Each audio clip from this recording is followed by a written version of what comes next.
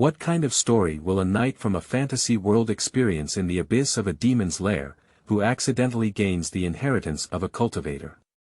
This article does not strictly follow the relevant settings of D&D or Pathfinder, keywords of the novel. The Cultivator in the Abyss has no pop-up window. The complete collection download of Cultivator in the Abyss TXT, and the latest chapter reading of Cultivator in the Abyss. Chapter 1. Wedge. You are listening at novelfull.audio. Chapter 1. Wedge. With a bang, the hurried footsteps suddenly stopped, as if someone had tripped over the loose robe. But the footsteps quickly rang out again, seeming more urgent than before. In a grand hall, a man dressed in luxurious attire is anxiously pacing back and forth on the high platform. This was once the place where the feudal lords met with the emperor and served as the center of power for the entire empire. Except for the man on the high platform, there is no one inside the hall at this moment. But he still felt like he was standing in the center of the stage, being watched by countless pairs of eyes. Your Majesty, Your Majesty. The East Gate has been lost, and Albert's knights have already been killed. The sound of footsteps finally arrived here. A male servant rushed into the main hall, and only after shouting did he realize that it was empty, with no one else except for the man on the high platform. He looked around in fear, turned around suddenly, and disappeared into the shadow outside the door without looking back. The man who was revered as His Majesty seemed to have not heard anyone shouting, but kept muttering to himself. Rebels. Traitors. Buried alive. Executed at stake. Hanged. No, no, no, I can't give you a cheap price. I'll have to do it myself, one knife at a time. I am the Emperor of the Pharisee Empire, the great Thurus IX, you must submit to me. Go and die, go and die. Go and die all. Go and die all. The sound of steel colliding with rocks interrupted him. At the entrance of the main hall, knights dressed in heavy armor, wielding sharp swords and long spears, were piercing in. The most dazzling among them was the man with golden hair, a heroic appearance, and a golden griffin tattoo on his cloak. He walked in under the crowd's embrace. Albert. You bastard. The man on the high platform roared with a twisted face. The newcomer was Albert Pancards, known as the Night King, the leader of the uprising coalition and the person who was about to destroy the Faris Empire. It's surprising that you didn't run away or commit suicide. Albert stood where his former courtiers had knelt and looked straight at the current emperor. It seems that the rumors about you are not entirely accurate. At least you still have a little bit of courage to face the upcoming trial. Standing on the high platform was Turas Sexta Ferris, the emperor of the empire. The Ferris family accomplished the feat of the Toya family thousands of years ago, unifying the human world. However, unlike the Toya dynasty, which had more than 150 emperors, in less than 300 years, the widespread uprising had become a raging fire, and the history of the empire is likely to come to an end today. Ha ha ha ha, you lowly, shameless, filthy fish raised by bitches are also worthy of judging me. Turas laughed up in the sky, looking crazy. Is this the emperor of the Pharisee Empire? It's really disgusting. The crowd stirred up and three figures walked forward. The visitors are all women without armor, obviously not knights. The gentle robe cannot conceal their graceful figure, but what matters is their stunning appearance and the long ears on both sides of their heads. Turas turned his head and couldn't help but stumble backwards after seeing the incoming person clearly. Elves. Indeed, there are also you. I should burn all the forests in the eastern continent. Yes, yes, please destroy them all. His eyes became extremely fierce, and he suddenly turned around, startling everyone and raising their weapons to guard. When the current emperor turned around again, people found him holding a dagger inlaid with gorgeous jewelry, with the blade already inserted into his own chest, in the position of his heart.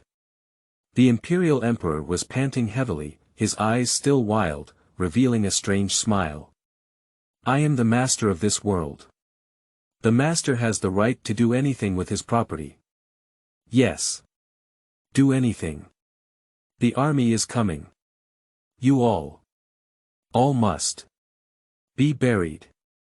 He fell to the ground, blood gushing out, and something seemed to have been activated on the ground. A deep buzzing sound echoed in the air. The three elves changed their expressions, and the leader urgently said, "Not good. It's a large spatial array, Albert, let everyone exit. Quick." The Night King was a bit confused by this sudden change, but the correctness of the elves has been proven multiple times. He waved his hand and everyone quickly and orderly retreated from the main hall. As the last few knights were still walking out of the main hall, the sounds around seemed to suddenly disappear. These few people watched as their companions in front of them danced and shouted loudly, but they didn't hear anything and couldn't help but freeze in place. The space above the main hall seems to have cracked, and the entire building is shattered like a mirror, with smooth cuts in the cross-dot section. However, the fragments float in mid-air as if losing gravity. The few people who were still in a daze finally realized something was wrong, as their companions were all looking behind them in fear and slowly retreating. They finally reacted and began to run forward fiercely. Unfortunately, it's still too late. Everyone watched helplessly as they suddenly split apart, turning into floating, armor-wrapped chunks of meat, maintaining their original direction of movement until they flew a distance before suddenly landing. The three elves had unusually pale faces, and they exchanged a glance as if confirming something. The leading elf spoke up. "Albert, prepare everyone for battle." Albert has now regained his composure and pulled out his long sword, which is a signal of readiness for battle.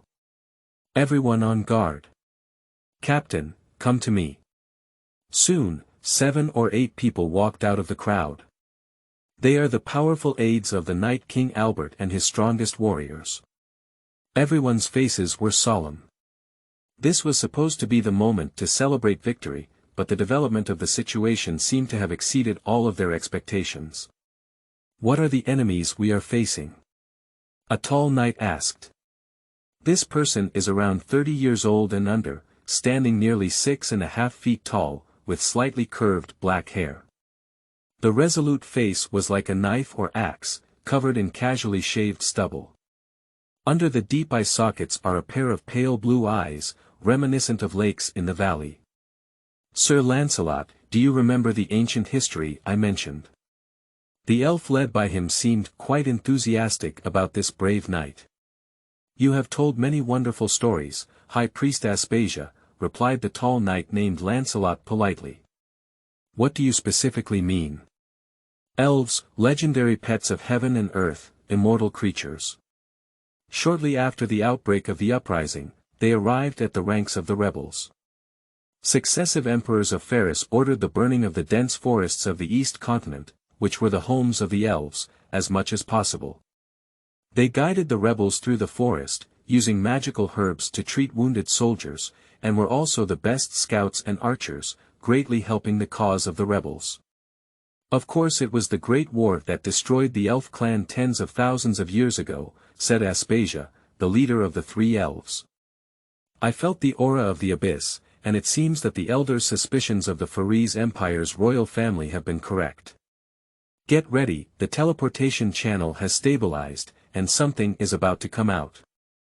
The magnificent hall has been completely destroyed, and the gravity in the area seems to have returned to normal. The ground is covered with broken tiles and debris. People only then noticed that there were complex and massive magic formations carved on the ground, with deep red lines like slowly flowing blood. In mid-air, a door of light was emerging, and a terrifying aura came from it. The air began to permeate with the smell of sulfur. Da-da-da-da, the dense sound of hooves came from the portal, like sharp claws scratching rough stones, which was unbearable. The crowd couldn't help but take a step back, and everyone's spirit became even more tense. The elves took out a few gemstones and sang softly in some mysterious language, as powerful energy began to gather in their hands. Finally, with a sound like a can being opened, several strange creatures burst out of the light gate. They look like hyenas in appearance, but have a size similar to calves. Their muscles are exceptionally developed, with long sharp teeth in their mouths and high-boned spurs on their backs. Some of them have 2 heads, while the one at the front has 3. This group of creatures seemed to be startled by the sudden change in their surrounding environment. They looked around in confusion and found themselves surrounded by a group of steel monsters.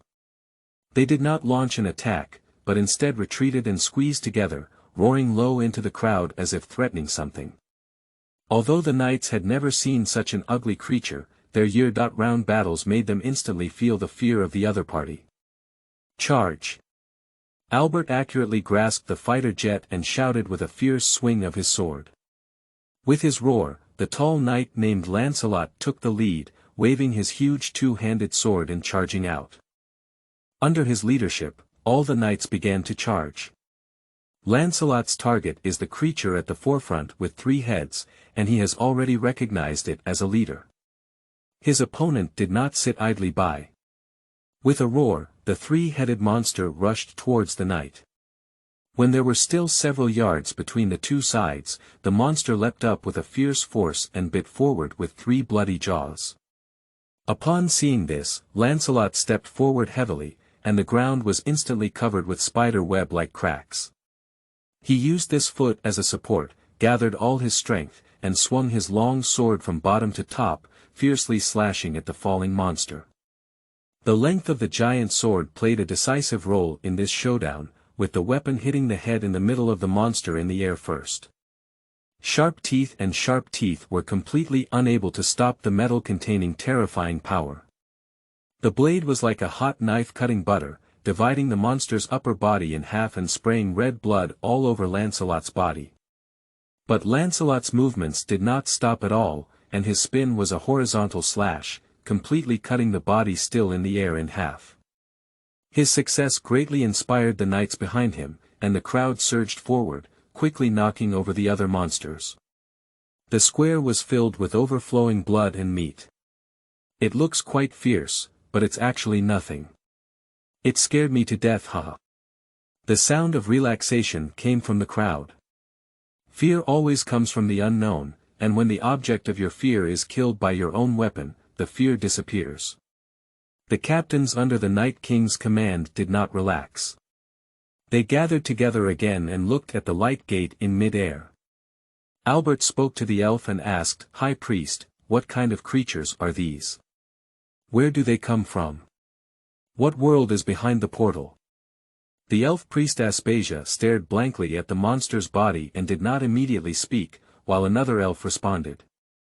"It looks like a dog. It is large, with bone spurs on its back and multiple heads. It is exactly the same as the records in the ancient books. High Priest, look. It's the abyssal hound. I never expected to see these monsters again." Aspasia seemed to wake up from her memories and said in a low voice, "Albert, we're in trouble." Albert frowned at the words and hesitated to speak. "You mentioned the great war tens of thousands of years ago before." "Yes," Aspasia nodded. "About 50,000 years ago, elves, like humans today, spread throughout every corner of the world and even began exploring other worlds. Soon, we discovered a plane called the Abyss. That plane is very wonderful, with various terrifying creatures and rich magical resources. At first, we only thought that the environment of this plane was relatively harsh, and did not realize that those abyssal creatures were the real threat. We built a huge teleportation channel in an attempt to delve deeper into this plane. Although the creatures inside were powerful, they seemed disorganized. At first, we did not encounter much resistance, but when several abyssal lords united, a terrifying war erupted. The enemy has an overwhelming numerical advantage, and the strength of some advanced monsters is also very terrifying, which we cannot stop. After the portal fell, these abyssal creatures rushed into our world along the channel. The elves finally realized that they had made a big mistake, but it was too late. At the last moment, the 5 elven kings united and organized their final army to raid the location of the portal, the once supreme king's city. The suicide attack was successful, and the portal was destroyed, along with the enemy's main force and the entire land. The inner sea of the western continent was formed by this explosion.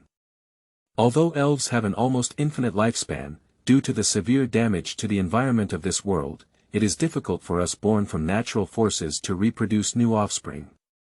The remaining elves are less than 1% of the original and have retreated into the dense forests of the eastern continent. Some of the peripheral abyssal creatures have become fish that have escaped the net, and their shadows still exist in your legends and folklore. You call them demons, a very fitting name. Everyone listened in awe to the high priest's account of ancient history, those before the emergence of humanity. Lancelot asked softly. High priest, are you a witness to that war? Yes, Aspasia looked again at the light gate in mid-air. At that time, I was still very young and not qualified to participate in the battle, so I survived the disaster. The birth of Leah and Cyrus was a long time later, and they only learned about these histories in the classics. How should the portal be closed? Albert had heard of these before, and now he was more concerned about how to deal with the situation in front of him. Aspasia smiled at the words. The good news is that this portal has just opened and is unstable, making it easy to close. As long as we make it disappear before any Abyss Lord notices it, there won't be any problems. What's the bad news? The Night King keenly grasped the key point in the words of the High Priest. We need a warrior to enter and blow up the passage near the other end, completely disrupting the spatial fluctuations, so that the demon sorcerer cannot locate this world and open the portal again. Aspasia paused. This warrior can only withdraw from the other side of the passage and cannot return. The crowd fell silent. The uprising has been successful, and they have just witnessed the death of Emperor Ferris. The next step is to divide the fruits of victory. Glory and wealth are waiting for everyone present, and no one wants to give up everything that is about to be obtained at this time. The awkward silence continued, and a timely voice appeared. I'm willing to go. Everyone seemed to breathe a sigh of relief. Albert looked at the person who had taken the initiative with complex eyes. Powerful Lancelot, brave Lancelot, full of justice Lancelot, always charging ahead Lancelot. Everyone knows that there is a victorious Lancelot in the Uprising Coalition, but not everyone knows that the leader of the Uprising Coalition is his Albert. The reality is ironic, although Lancelot has always been loyal to Albert, his increasing reputation has made Lancelot the biggest threat to Albert. Are you sure? The Grand Sacrifice hesitated slightly. The lifespan of humans is very short compared to elves, so she cannot understand human thoughts very well. The black-haired knight didn't speak, just nodded lightly. Very well, Sir Lancelot. On behalf of the elf race, I extend my highest gratitude to you, said Aspasia with a solemn expression. Lancelot forced a smile upon hearing the words and said. I believe in your wisdom, someone must do this. What exactly should I do? The elf took out an exquisite woven bag and put all the previously prepared gemstones inside. Then he took out a dark red branch and inserted it into the bag mouth, carefully tying the bag. She handed the bag to Lancelot and explained. After entering, you will find yourself in an environment similar to a corridor, surrounded by the most beautiful starry sky you have ever seen. Don't look at those stars, they will make you lose. Focus on the front and you will find a door in the distance, which is the exit to another world. Language cannot describe the distance between you and that door. You won't feel like you're moving. The distant light door will become closer and closer, while the door behind you will become farther and farther. After about 1,000 heartbeats, you will reach the opposite door. At the moment before you left, break the branch at the mouth of this bag and throw it back forcefully. Aspasia pointed to the pocket that had just been handed over. The gemstone in the bag will explode within 3 breaths, releasing energy that will destroy the channel and cause complete chaos in the surrounding space. Of course, you should be fine as long as you rush forward immediately after leaving the light gate. After listening in silence, Lancelot nodded and spoke. It's not too late, I'll set off now. He turned to look at Albert. Your Majesty, I wish you all the best. Albert suddenly felt a bit ashamed, but he had never felt so strongly disgusted with the man in front of him. He suppressed all his emotions and said expressionlessly, "Thank you for your service. We will all remember your achievements. Thank you, you will definitely become a good emperor." Lancelot finally bowed to Albert, put the giant sword back on his back, tidied up his armor and cloak, and turned to walk towards the light gate. "I once swore to always be loyal to this man, but perhaps I acted too well, and Albert seemed to wish he had never appeared before. This door opens at the right time. Elves don't need to tell those ancient stories, whether they are really willing or not, the person who sacrificed himself to save the world must be him. Proactively standing up is actually his easiest choice." He spoke up at the first moment, just not wanting to give Albert time to think. So far, everything has been within his acceptable range. But if Albert showed even a hint of coercion, he was unsure if he could still hold on to his previous oath. "Wait a moment, Sir Lancelot." The elf priest stopped Lancelot. "I have a gift for you." Lancelot stopped and looked at the three elves walking by. Three natural pets surrounded him, their hands tightly gripping their chests, and the ethereal prayer sounded in his ears. "Goddess, please listen to my prayers. This person is about to leave, and his homeland may be difficult to return to again. The common people are saved by him, but no one knows and there is no way to repay him. We are willing to exchange our strength for your gift to him." The bodies of the elves emitted a strong light that enveloped Lancelot. Lancelot felt a stream of heat pouring into his body, and his soul seemed to be filled with something. Countless colors floated before his eyes, and inexplicable sounds floated in his ears. The ceremony started very suddenly and ended very quickly. The three elves each took a step back, looking extremely tired. Lancelot found that his vision seemed to have greatly improved and his hearing became very sensitive. Aspasia gave him a weak smile and spoke. "This gift is called an elf's blessing, which can give you an elf-like body and some other abilities, just like a true elf." Lancelot instinctively reached out and touched his ear. The high priest playfully blinked his eyes and said, "Unfortunately, elf-like ears are not included. That's essence." Lancelot realized that he was speaking a strange language. "It seems you have noticed that this blessing also contains a lot of knowledge, as well as..." The Grand Priest paused. "Give you dozens of times more life than an ordinary person." Lancelot was completely stunned. The High Priest smiled. "This kind of blessing has exhausted the magic accumulated by the three of us over countless years, but we are willing, this is the gratitude of the elf clan to you. The world over there is desolate and dangerous, a place where the weak prey on the strong, but I believe you can survive. Go forward, with our blessings, time can no longer make you weak. I hope one day you can find your way home." Lancelot smiled, as if his smile was no longer heavy. "Thank you, High Priest. Suddenly, I am filled with anticipation for the future." After speaking, he stopped and stepped into the door of light. "Hometown, can we really see each other again? New author, ensure stable updates every day. Thank you for your support." End of this chapter. Chapter 2. Entering the Abyss for the first time. You are listening at novelfull.audio. Chapter 2. Entering the Abyss for the first time. Lancelot fell from a light gate in mid-air. Remembering the High Priest's advice, he immediately got up and ran forward wildly. A violent explosion echoed behind him, and the waves of air pushed him hard to the ground. Fortunately, there were no stones, metals, or anything worse mixed in the air. Lancelot slowly stood up, confirming that he had not lost or added any part of his body except for his disheveled face. He just began to observe the surrounding environment.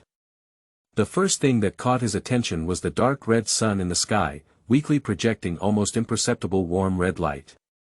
The earth is like a thick layer of volcanic ash, surrounded by desolation and barrenness.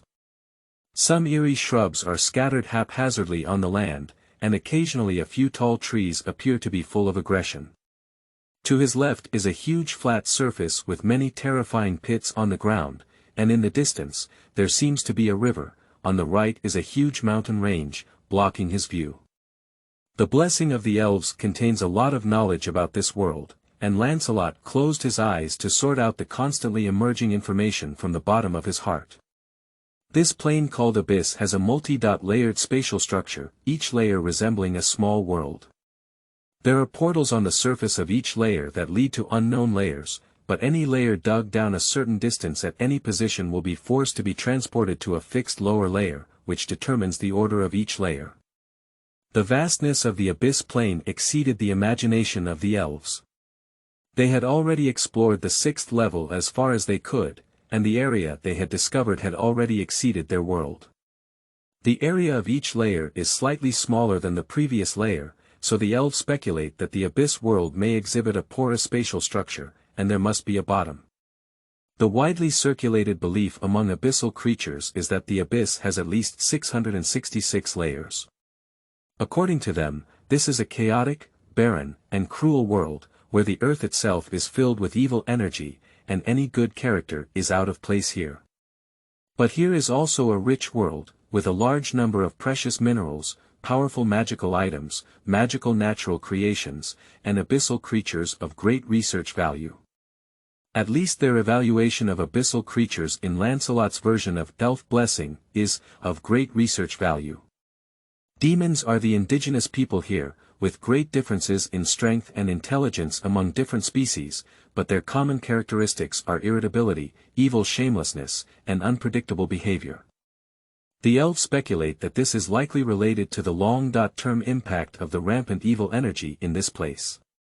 To some extent, low-level demons are like creatures driven crazy by unbearable pain, but this view still needs sufficient evidence to support. Demons seem to be allergic to any order, and even a neat formation can cause strong discomfort to lower-level demons, but they are even more afraid of the authority of higher-level demons.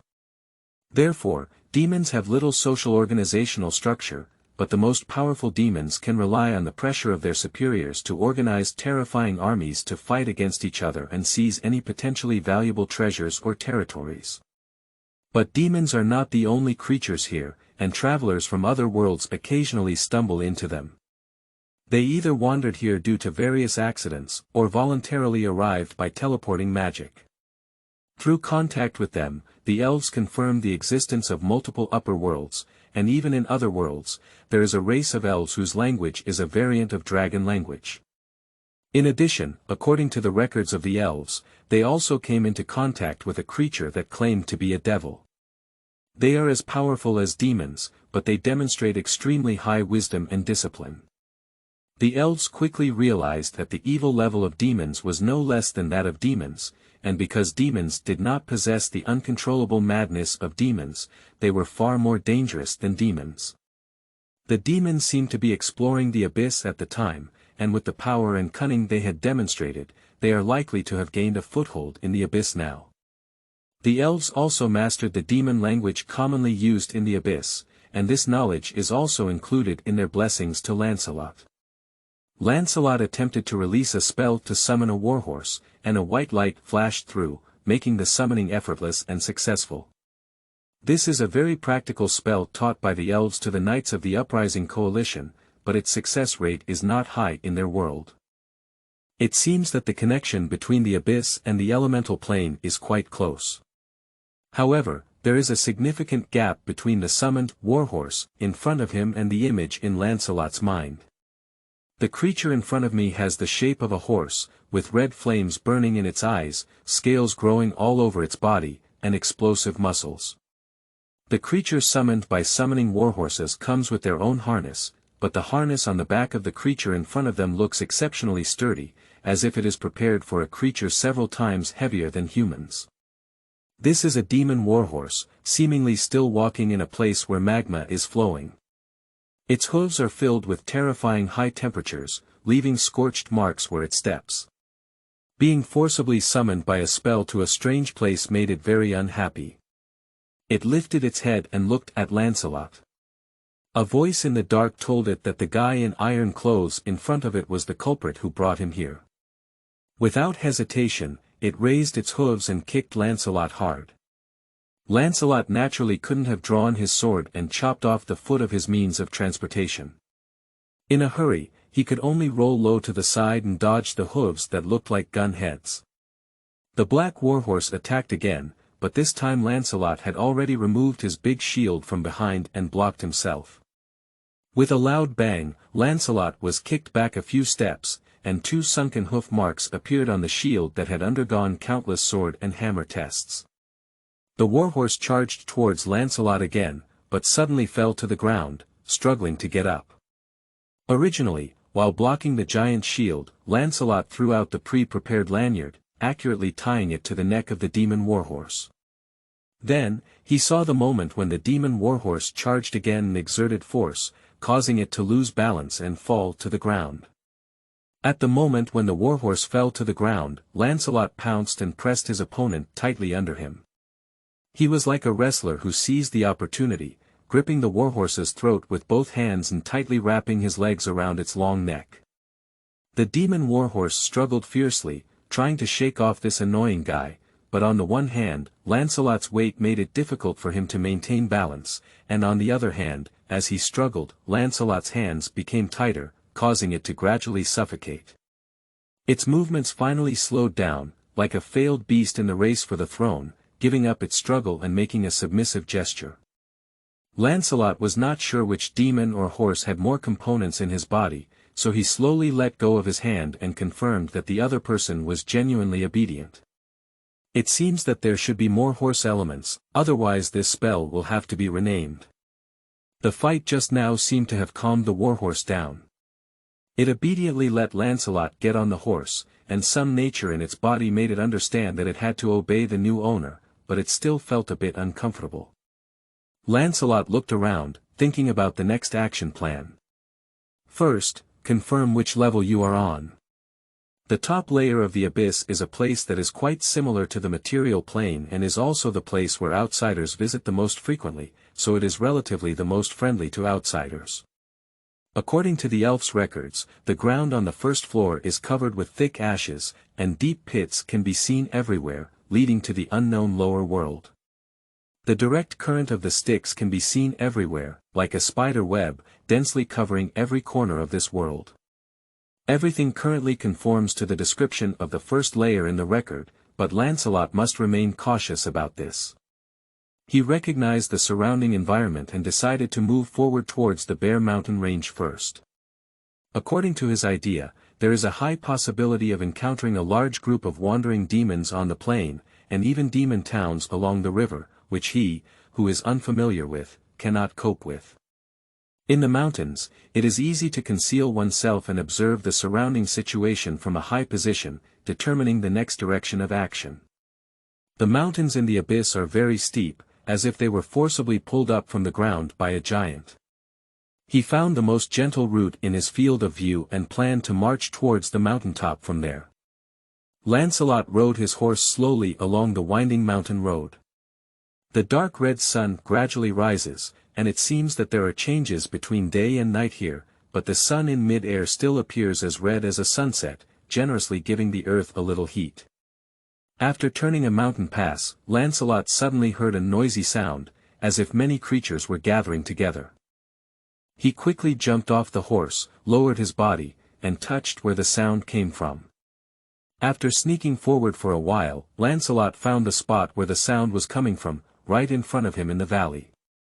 He carefully lay on the ground and slowly climbed to the edge of the cliff, extending his head to look down. The scene in front of him briefly paused his heartbeat. The valley below gathers a massive number of demons, most of which are humanoid demons. They have bloated bodies, dirty skin that makes it difficult to determine their true skin color, an ugly face with a big mouth full of sharp teeth, and at the end of a pair of thick forelimbs are claws resembling palms. The knowledge left to him by the elves shows that these are the lowest level demons, called cowardly demons, who possess both timid, cowardly, and cruel traits, and are almost the object of bullying and enslavement by all abyssal creatures. They gather on a large scale only in one situation, which is being dominated by a stronger force. Lancelot noticed several demons on the periphery holding wands and wearing huge long-horned helmets, looking like sorcerers. Farther away, there was a huge figure with a legendary appearance like a centaur. It had horns on its head, wings on its back, and was wielding a giant axe. It was almost 3 meters tall, staring at this side with cold eyes. They are obviously carrying out some kind of ceremony. The cowardly demons were all kneeling, or lying down. Lancelot couldn't be sure, their heads tightly pressed against the ground. Demon sorcerers walked between them, muttering words and occasionally using their bone blades to cut open the throat of a poor creature. Lancelot only then noticed that there was a strange magic circle carved with blood on the ground directly below him. As one sacrificial offering after another was cut off, the magic circle began to emit waves, as if something was about to come out. Suddenly, all the demon sorcerers spoke at the same time and shouted in demonic language. "Strong existence, respond to our call." Lancelot couldn't help but hold his breath, curious about what would be summoned. A familiar summoning magic light flashed through, and Lancelot's pupils shrank, as the one summoned was clearly a human race. This person appears to be in his early 20s, wearing an ordinary white robe, and appears quite confused about the situation in front of him. Not good, this is a commoner. End of this chapter. Chapter 3. Acting with Justice. You are listening at novelfull.audio. Chapter 3. Acting with Justice. Lancelot felt anxious in his heart. As a knight, protecting the weak and helpless is his fundamental creed. The demons seemed dissatisfied with this outcome, and the sorcerers were confused and eager to communicate with each other, while the pressure exerted on the cowardly demon seemed to loosen. Some cowardly demons quietly sneaked away from the field, while others focused on the newly emerged creature. This new guy is neither wearing metal armor nor scales or sharp teeth, making him a very easy target to bully. The cowardly demons were like a pack of wild dogs, bared their teeth and gathered around the person, but the young man in a white robe seemed to be still in a dream, staring blankly around, unresponsive to the approaching threat. A few anxious cowardly demons immediately started running, wanting to taste this fresh and tender flesh before other similar creatures. Lancelot gritted his teeth, drew out his giant sword, and jumped out suddenly. The timid demon walking at the front has already extended its claws, and the next second it will come into contact with the person's body. At this moment, a dark shadow fell, and Lancelot's giant sword, using its falling speed, struck and split the brave demon in half. The feel is very good, as if it was chopped onto a fat, white farm pig. The cowardly demons fled around like frightened sparrows. They had become accustomed to the sudden split in half of their own kind, and they were mainly startled by the sudden appearance of this iron guy. Lancelot held a giant sword and stood guard beside the man, turning his head and saying, "Stay behind me, I'll protect you." I saw the young man in a white robe without any sense of tension, and the powerful scene of a sword dismemberment did not make him pale at all. At this moment, he looked at Lancelot with great interest. Noticing Lancelot's gaze, he even smiled in response. What kind of black eyes are those? A simple glance made Lancelot feel as if he had been seen in his heart by the other person. He was about to continue communicating with the other party, but the dense footsteps rang out again, forcing Lancelot to focus his attention on the enemy in front of him. His sudden fall from the sky was actually just an instant, and the demon sorcerers had already reacted. They once again cast the spell to manipulate the cowardly demons, causing them to surge towards Lancelot like a tide. Lancelot swung his giant sword, and the sword light spun back and forth above his head, causing waves of blood. From a distance, he looked like a high-speed rotating juicer, crushing the nearby cowardly demons. Lancelot did not lack the experience of being deeply trapped in enemy lines, and the giant sword in his hand performed very well against the sharp teeth and claws of the cowardly demon, easily creating a large number of severed limbs and broken flesh. But the number of enemies is too many, and he can only defend with all his might, unable to advance any further. Time passed by minute by second, and as his stamina consumed, his sword light inevitably slowed down.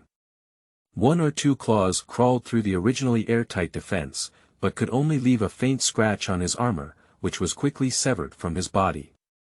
The reason why knights are powerful is partly due to their long-term military training, and the other half is because of the expensive armor they wear.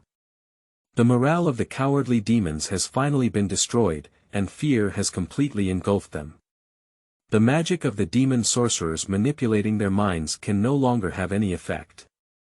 They collapsed so quickly, like shadows under the sun, disappearing completely in the blink of an eye.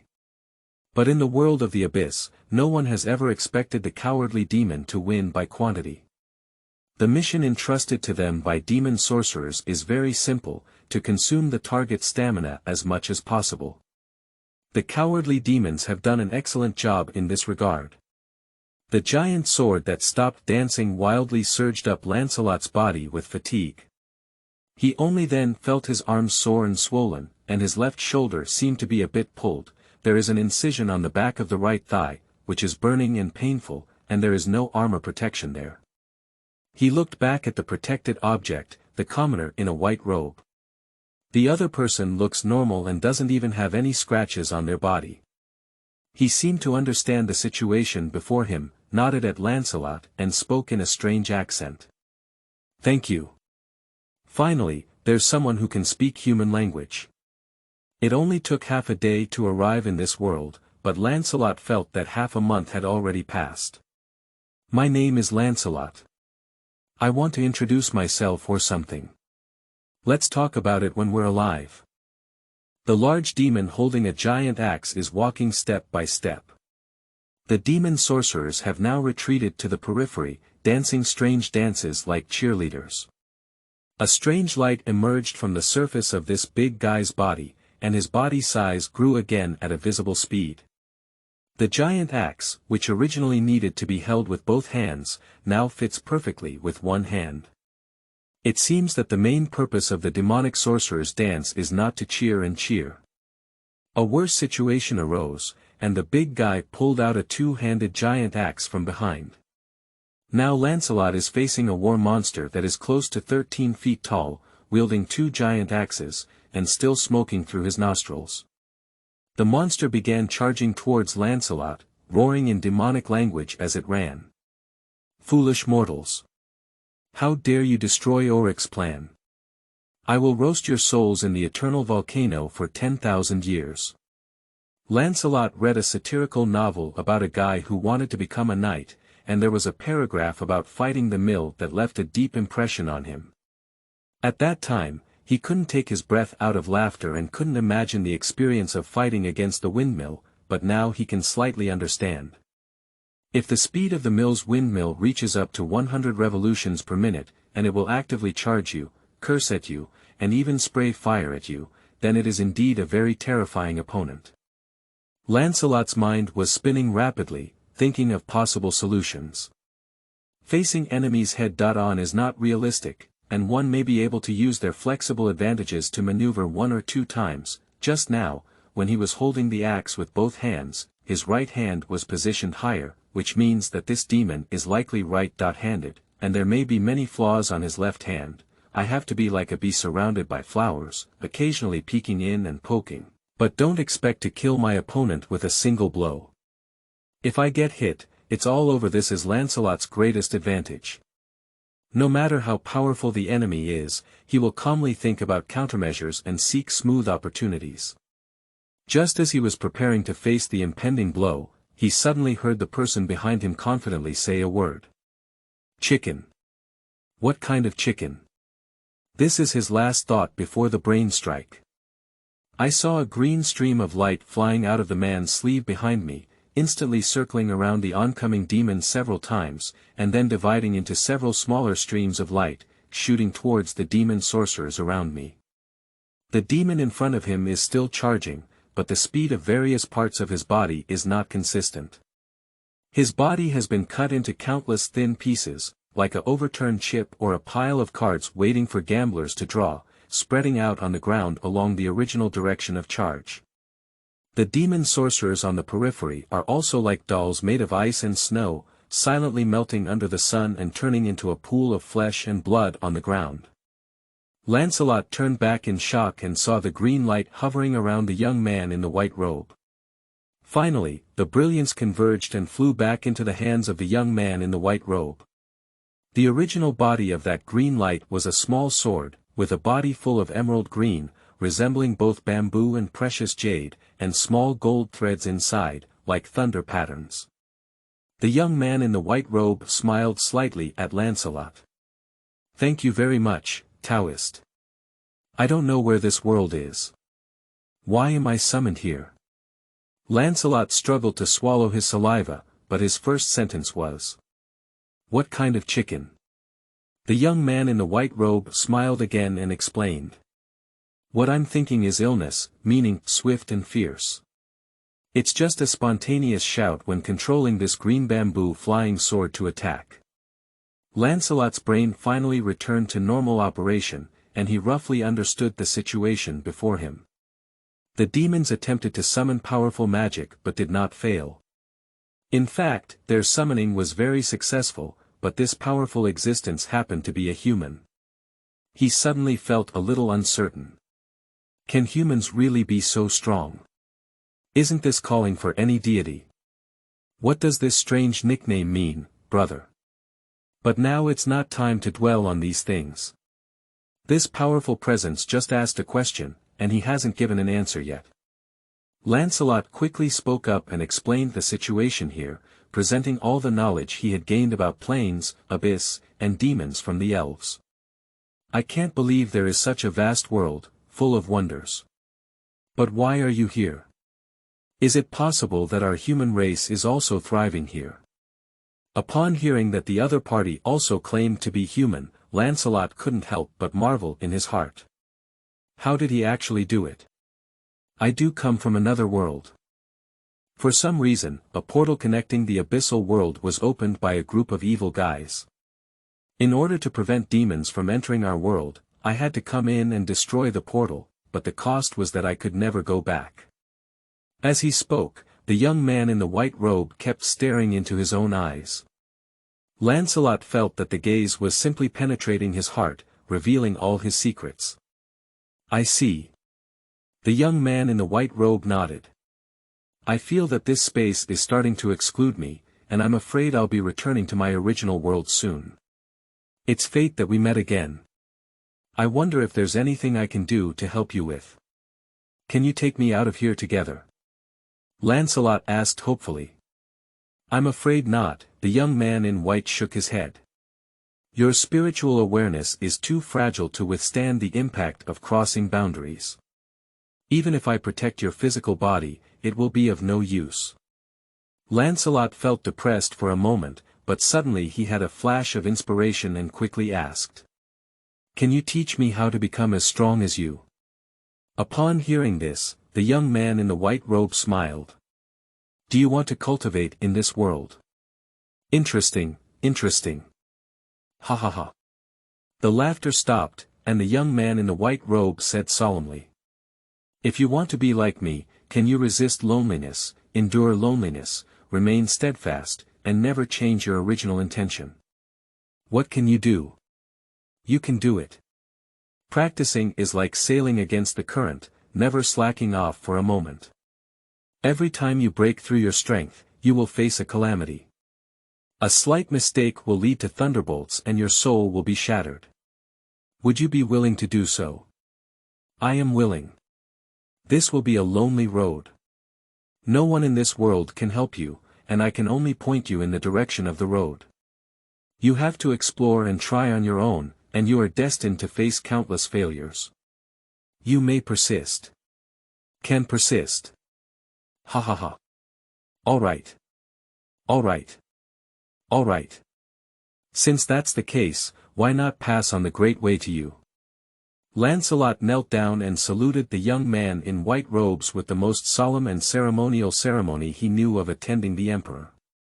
After finishing the ceremony, he looked up and wanted to stand up, but saw the person placing their hand on his head and smiling at him slightly, as if sighing or muttering to himself.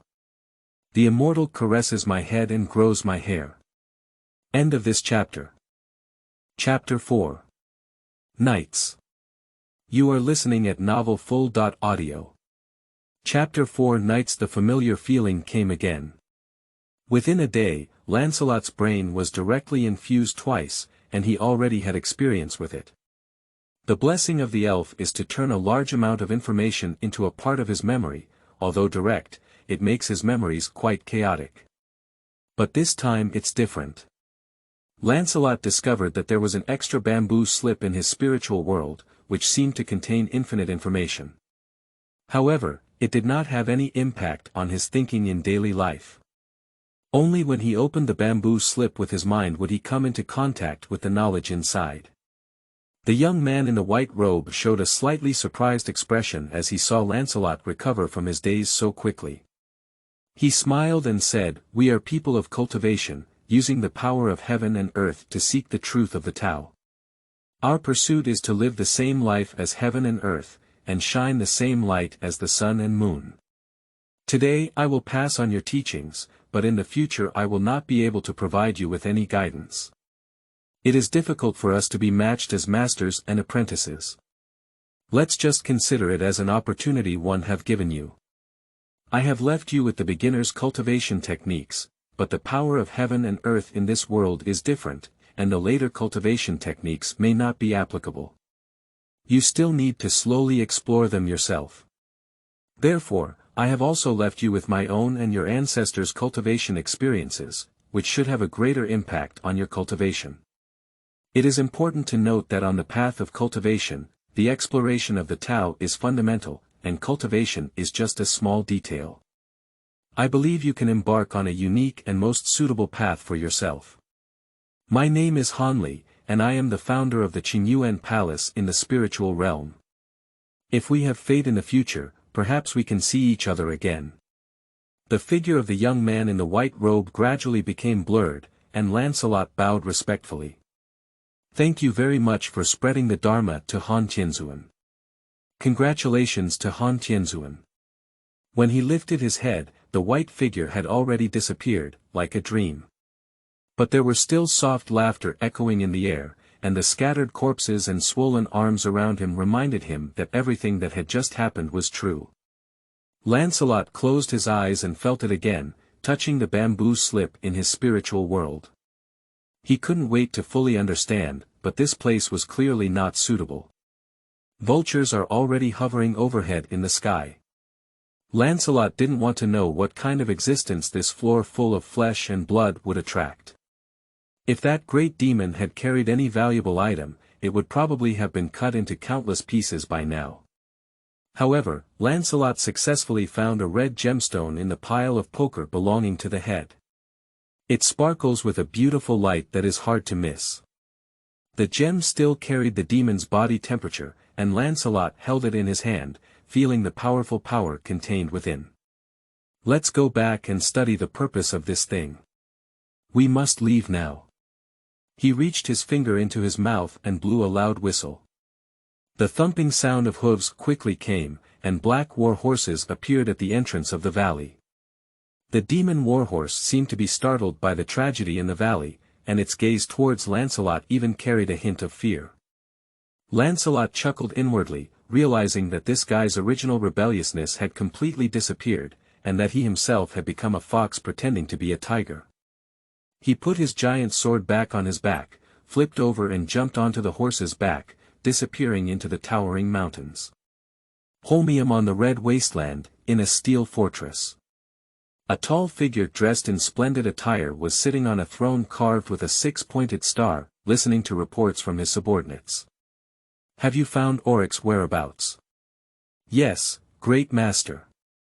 Oryx attempted to secretly hold some kind of summoning ceremony in search of a powerful presence in the star world, but he tragically failed. "Oh, what happened?" "The specific situation is difficult to determine. When we found the ceremony site, the vultures were enjoying a feast there." "Have you found Oryx's body?" "His body is easy to identify, but it has been evenly cut into hundreds." "Great master, I cannot imagine what he experienced before his death. It's a pity that Oryx's transformation was almost successful." Devils are always creative in their pursuit of self-destruction. Do we need to continue looking for new targets? Well, let's stick to the original plan. Auric is just a small piece of the plan. In a cave in a broken mountain range. Lancelot sat cross-legged on the ground with his 5 hearts facing the sky, breathing long and short according to the method recorded in the bamboo slips, trying to feel the presence of chi. According to the bamboo slips, in the early stage of cultivation, it is necessary to absorb the spiritual energy of heaven and earth and refine one's physical body. His current posture is the most harmonious between humans and heaven and earth, and the position where the spiritual energy of heaven and earth is most easily felt. He has been sitting like this for almost an hour without any progress at the moment. But he is very patient. In the bamboo slips, it is mentioned that everyone has different levels of sensitivity to chi. Some people can immediately feel it, while others take months or even years to feel it. Every time one meditates and regulates their breath in this way, a portion of the spiritual energy from heaven and earth will remain in their meridians. As the spiritual energy accumulates more and more, one will eventually feel the presence of the energy. If a person who cultivates oneself does not even have this perseverance, it is better to give up early. Lancelot had previous experiences of meditation, but now as his thoughts gradually became empty, he slowly entered a very mysterious state. Most of his brain is already asleep, but there is still a small portion of his consciousness that is very clear and maintains perception of his body. Suddenly, a wave of dizziness hit him, and he felt like he had lost his sense of direction. With it, his whole body became tingling and very comfortable, and warmth surged out from every corner of his body. He knew this was the so-called true chi and quickly focused his mind. According to the method recorded in the bamboo slips, he focused his consciousness on the area called dantian near his lower abdomen, attempting to guide the direction of that heat flow. Attempting to receive immediate feedback, he felt the true energy gradually gathering in the area where his consciousness was concentrated. Lancelot began to follow the route recorded in the bamboo slips and use consciousness to control the movement of true chi within his body. The operation went very smoothly. Lancelot clearly felt that there were many channels in his body that could allow true chi to pass through, and understood that this was the so-called meridians. His own meridians are quite broad, and there is no sense of obstruction as mentioned in the bamboo slips when true chi flows through, which may be related to his relatively strong physical body. Lancelot quickly followed the method recorded in the bamboo slips to circulate true chi in his body for a whole week. When the heat flow started from dantian, it was only slightly warm, but when it returned to dantian, it was like a cup of hot tea, making him feel very comfortable. Further understanding, he felt that his body was like a net, using a 5-centered posture to net the spiritual energy of heaven and earth in every corner of his body. And letting consciousness control the movement of true chi within the body is to gather the spiritual energy of heaven and earth that walks around the body, and finally gather it in the dantian to store, forming a sea of chi. After running for a week, he immediately released a wisp of true energy and began the transportation of the second week. According to the bamboo slips, the first time one feels true chi in their body, the body is still in a state of initial enlightenment, and there is still a large amount of innate true chi remaining in their body. After completing the first Zhou Tian transportation, the orifices open and the body begins to automatically absorb the spiritual energy of heaven and earth. However, this also causes the loss of innate true energy. In less than a day, the innate true energy distributed throughout the body will dissipate completely. The innate true chi has a great impact on the combat effectiveness in the early stage, and its influence gradually decreases in the later stage, but it also has many wonderful uses. Therefore, when feeling the chi in the body for the first time, it is necessary to carry it out as many times as possible to keep the innate true chi in the sea of chi in the body. The bamboo slips also remind that when learning how to move on a Sunday, it consumes a lot of physical energy. If you become unconscious halfway through exhaustion, it will dissipate a large amount of true chi, which is not worth the loss. Therefore, you should act within your capacity and not be greedy. On the one hand, Lancelot did not feel any sluggishness during the Zhou Tian moving. On the other hand, his body underwent long-term night training and his physical fitness was excellent. Therefore, he continued to carry out the Zhou Tian moving over and over again until he had fully operated for 7749 Zhou Tian and reached the upper limit emphasized in the bamboo slips. It was only then that he stopped the Zhou Tian moving unsatisfied. Lancelot slowly opened his eyes, and a bright light shot out from them, briefly illuminating the dim cave. Guanghua quickly converged into his eyes, and Lancelot felt that his spirit was fuller than ever before. I stood up and slightly moved my sedentary body, without any numbness. Instead, it was lighter than before. Just as he was preparing to test his physical fitness, an unpleasant odor penetrated his nose, causing him to cough violently. He only then noticed that the surface of his skin was covered with a thick, dark red stain. These are impurities in the flesh and blood, blocking the orifices around the body and preventing the body from absorbing the power of heaven and earth. However, as he carried out his first circumnavigation, he was squeezed out of his body. Fortunately, there was a small hot spring in this cave. Lancelot ran over, jumped into the hot pool, and started washing comfortably. The pool water, which was originally emitting white gas, quickly turned dark red and polluted by him. Even the strong sulfur smell in the hot spring couldn't cover up the pungent smell. From today on, I'm also considered a cultivator. Soaking in the hot spring, Lancelot sincerely thanked the generous preaching Han Tianzuan in his heart. He is just starting out now, and in the future, with the improvement of his realm, his survival rate in the abyss will greatly increase. Moreover, cultivators are introverted in their strength, making it difficult to discern their strength from their appearance. In the abyss, the volume of muscles is an important indicator of strength, and enemies are destined to underestimate their strength, which will be a huge advantage. As long as you keep a low profile and act on your own, it is easy to form a good situation, that is. Enemies that cannot be dealt with are difficult to provoke, but offending his enemies will seriously underestimate his strength. It's simply unbeatable, perfect. But he furrowed his brow and became distressed about another matter. My combat style should still be the same as that of a knight. It seems inaccurate to say that I am a cultivator, right? A warrior who relies on the power of faith to fight is called a paladin, and a swordsman who masters the power of magic is called a swordsman. The knight who has learned the way of cultivation should be called. Lancelot's eyes lit up and he jumped up from the hot spring. I've decided. From today on, I'll be the first cultivator in this world. Please make changes first and then make changes. We apologize for any inconsistencies in the sentences. End of this chapter. Chapter 5. Dwarves. You are listening at novelfull.audio. Chapter 5. Dwarf. Standing by the hot spring, Lancelot twisted and checked himself. His body seems to have become younger, his skin has become delicate and smooth, and some of the original wrinkles have disappeared. I don't know if it's because I just took a hot bath, but my skin color is slightly reddish, closer to the skin color of abyssal creatures. Wearing clothes and armor, Lancelot made a few jumps and dodges in place. True chi naturally gushes out of the dantian, spreading throughout the meridians of the body, making his strength, speed, and agility stronger. After a few moves, Lancelot felt quite relaxed, as if he had not worn armor before. He picked up the weapon placed aside and waved it a few times in mid-air.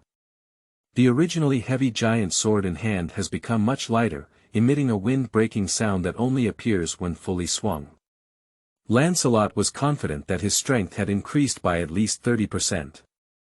We need to find a way to do it again later. He muttered to himself. The demon who wielded both giant axes left a very deep impression on him before, although he didn't want to admit it, the image of waving two-handed weapons at the same time was indeed very handsome. He then tried various wonderful uses of the true chi mentioned in the bamboo slips. Concentrating the true chi in his eyes greatly improved his vision, and the hair of a passing ant's leg could be clearly seen at the entrance of the cave, gathering the true energy at the fingertips, the fingers suddenly became incredibly sharp and easily poked a hole in the stone. Gathering true chi in the nasal cavity, he successfully sealed off his sense of smell, and the unpleasant smell in the air miraculously disappeared. The world's first cultivator sat down again and carefully examined his physical condition. There is always a small amount of true chi flowing slowly through the meridians, and the true chi in the sea of chi seems to be half full. Lancelot's heart was moved, and according to the records in the bamboo slips, he had already possessed the characteristics of the first stage of chi refining, which was full and round. The bamboo slip says, it takes more than a month to reach the first level of perfection in cultivation. Why is my progress so fast? After much thought, Lancelot felt that it was still related to his own situation. Firstly, he is already a high-level knight with a strong physical body, and long-term military training has accumulated a lot of accumulation in his body. Secondly, the blessings of elves may have some mysterious effects on their bodies, enhancing their affinity with the power of heaven and earth. Thirdly, an ordinary person can only practice for 4 or 5 weeks at a time, but when they first feel chi, they have completed 7, and 40.9 weeks. The precious innate chi is greatly absorbed, and the natural effect is extraordinary. Taking into account the above 3 reasons, he was able to make such rapid progress. However, the accumulation and absorption of innate chi in his body are both one-time effects, and his future cultivation speed may not be much different from that of a normal person. Let's talk about things in the future. The night has passed, and the dying sun reappears on the horizon of the abyss world. Lancelot packed his bags and summoned the black warhorse to embark on the journey towards the mountaintop once again. Holmium from the foot of the mountain, the shattered mountain range is towering, but when you climb to the top, you will be surprised to find that there is a large flat ground at its top, as if a deity has cut off the mountain peak. It is not accurate to say that the ground is flat, because as soon as you get closer, you will find abandoned mines everywhere. Demons who never consider the consequences of their actions have dug up potholes here, making it difficult to pass through. Demons are not interested in wealth, but they fervently pursue anything that can make destructive power stronger, including metals. In a relatively new pit on the edge, the clanking sound of a pickaxe was coming from inside. Several dwarves were carrying bags of ore and struggling to trek up the path along the edge of the mine. Although the dwarves have always been known for their love of excavation, the occasional whips and iron chains around their necks indicate that they did not voluntarily work here. Demons occasionally autonomously search for metal ore to make suitable weapons and armor, but organizing a team of demons to excavate ore on a large scale for a certain Abyssal Lord's Legion is unrealistic. Therefore, demons generally engage in these arduous and tedious tasks by enslaving other races. Every dwarf is a natural expert in mining minerals and crafting weapons and equipment. But their passion for digging deep underground has a terrifying side effect. Deep underground, where magma flows, space is unstable, and occasionally there are naturally formed portals that can only last for a short period of time leading to the abyss. Behind the portal is often a rare mineral vein, which inexperienced dwarves can easily stumble into and be captured by demons, if not eaten on the spot. Demons themselves lack the ability, or patience, to process advanced metals, so Abyssal Lords have always had a strong demand for dwarves, and dwarves have become one of the larger alien races in the abyss. Most dwarves live a life of enslavement, engaged in skilled work such as mining, forging, or maintaining weapons and equipment. But in the abyss, the mortality rate of slave owners was not much lower than that of their slaves, and wars between demons were frequent and bloody. And once the opportunity is right, the dwarf's pickaxe is as effective against the demon's head as against minerals, so there are also dwarf adventurers in the abyss. Their bodies, which work year-round by mines and forge, are very strong enough to break the knee bones of any creature. By the way, the most abundant alien creature in the abyss is goblins. Although this goes against people's long-standing beliefs, they are indeed not abyssal creatures. At the top of the mine, a demon supervisor stands there. This is a creature that only appears in the nightmares of mortals.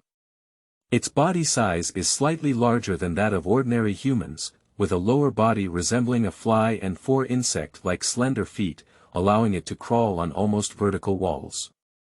The upper body resembles a human, with almost no muscles on the trunk. It has 2 pairs of transparent wings on its back, and the slender arms end with insect claws, waving a whip up and down. Its head is like a combination of flies and mosquitoes, with a long pointed mouth and huge compound eyes, which gives it a broad field of vision. Paired with its wings and climbing legs, this demon is a natural supervisor. It was looking down at the entire mining site with its compound eyes, occasionally screaming to have a few demon guards whip some unlucky slacker who was discovered. The guards here are humanoid demons that look like toads, with thick limbs, a back covered in tumors and spikes, a large mouth with sharp teeth, and a fainting stench. This is one of the few demons in the abyss who are equally foolish and cowardly. They are berserker demons, but most abyss residents prefer to call them toad demons, or frog demons or magic clams. Due to their excellent combat abilities and the growth of a little brain that is only slightly smarter than the abyss worm, advanced demons can often easily deceive them into serving themselves, serving as infantry charging into battle, supervising the guards of slaves, and even forcing them to do hard work if necessary, as long as they promise to share half of the spoils of the next war, if they can survive. These dwarves in the mine have been working tirelessly for a long time, and no matter how afraid they are of being whipped, their bodies still involuntarily slow down. Suddenly, an old dwarf with a grey beard slipped under his feet, and the basket filled with ore made him unable to maintain his balance. He rolled down the steep tunnel and fell heavily to the bottom of the mine. "Dad!" A young dwarf waving a pickaxe let out a scream of surprise. He threw down the tool in his hand and ran over, kneeling beside the fallen old dwarf, holding him in his arms. "Bastard! Get back now and continue digging stones." The humanoid fly supervisor let out an angry scream, its voice extremely piercing, and all the demons and dwarves present couldn't help but cover their ears. "What are you still waiting for? Go up and beat him. Let him continue working." The humanoid fly screamed at a demon guard at the bottom of the pit. Mo scratched his ear and walked towards the dwarf with a whip. "He is the best blacksmith at Rivet Castle. You fools, you made him a laborer." The dwarf shouted angrily, but in response, the whip fell like raindrops from the berserker magic. "Ah ah!" The dwarves were drawn and screamed, half because of physical pain, and half because of inner shame. However, his hands remained tightly propped up on the ground, without protecting his head, as he had to use his body to block these whips for his father. "Go back, work." The whipping finally stopped, and the furious war demon opened his big mouth and spat out 2 words. "Go, my child," the old dwarf woke up and said. "Your father, I can't die yet." The young dwarf struggled to hold back his tears and stood up.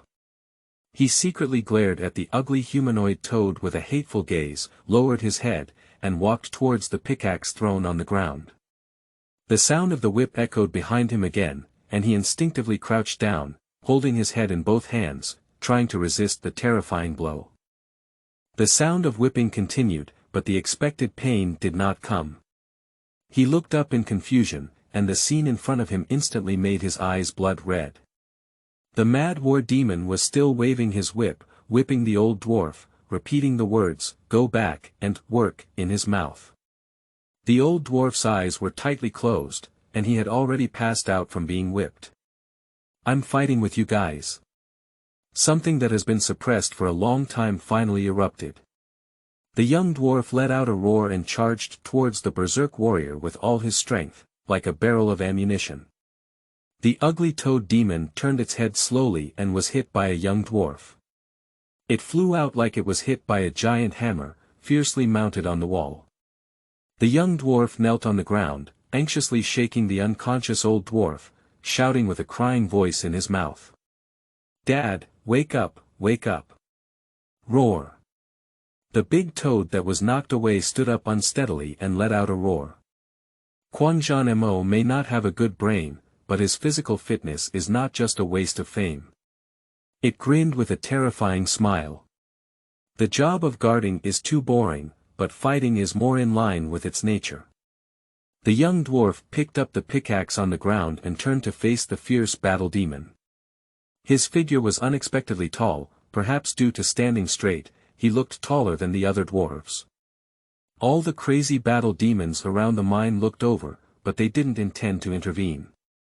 Instead, they prepared to watch this rare duel, which was the most popular form of entertainment in the Abyss. The good play is about to be staged. Please make changes first and then make corrections.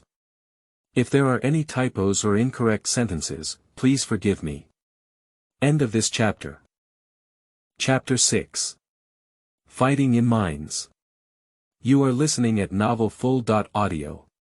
Chapter 6. Fighting in Mines. The crazy war demon threw away the whip in his hand.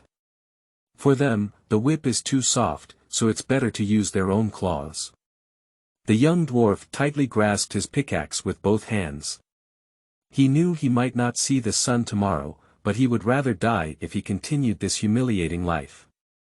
After only a brief confrontation between the demon and the dwarf, the demon impatiently launched an attack.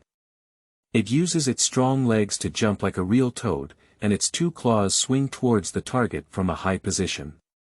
Dwarves try to defend, but pickaxes are not very capable of playing the role of shields.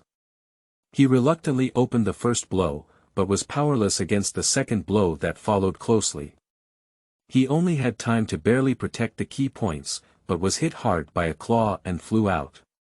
The onlookers of the mad war demon let out cheers. Even the supervisor forgot his duty and let out sharp cheers.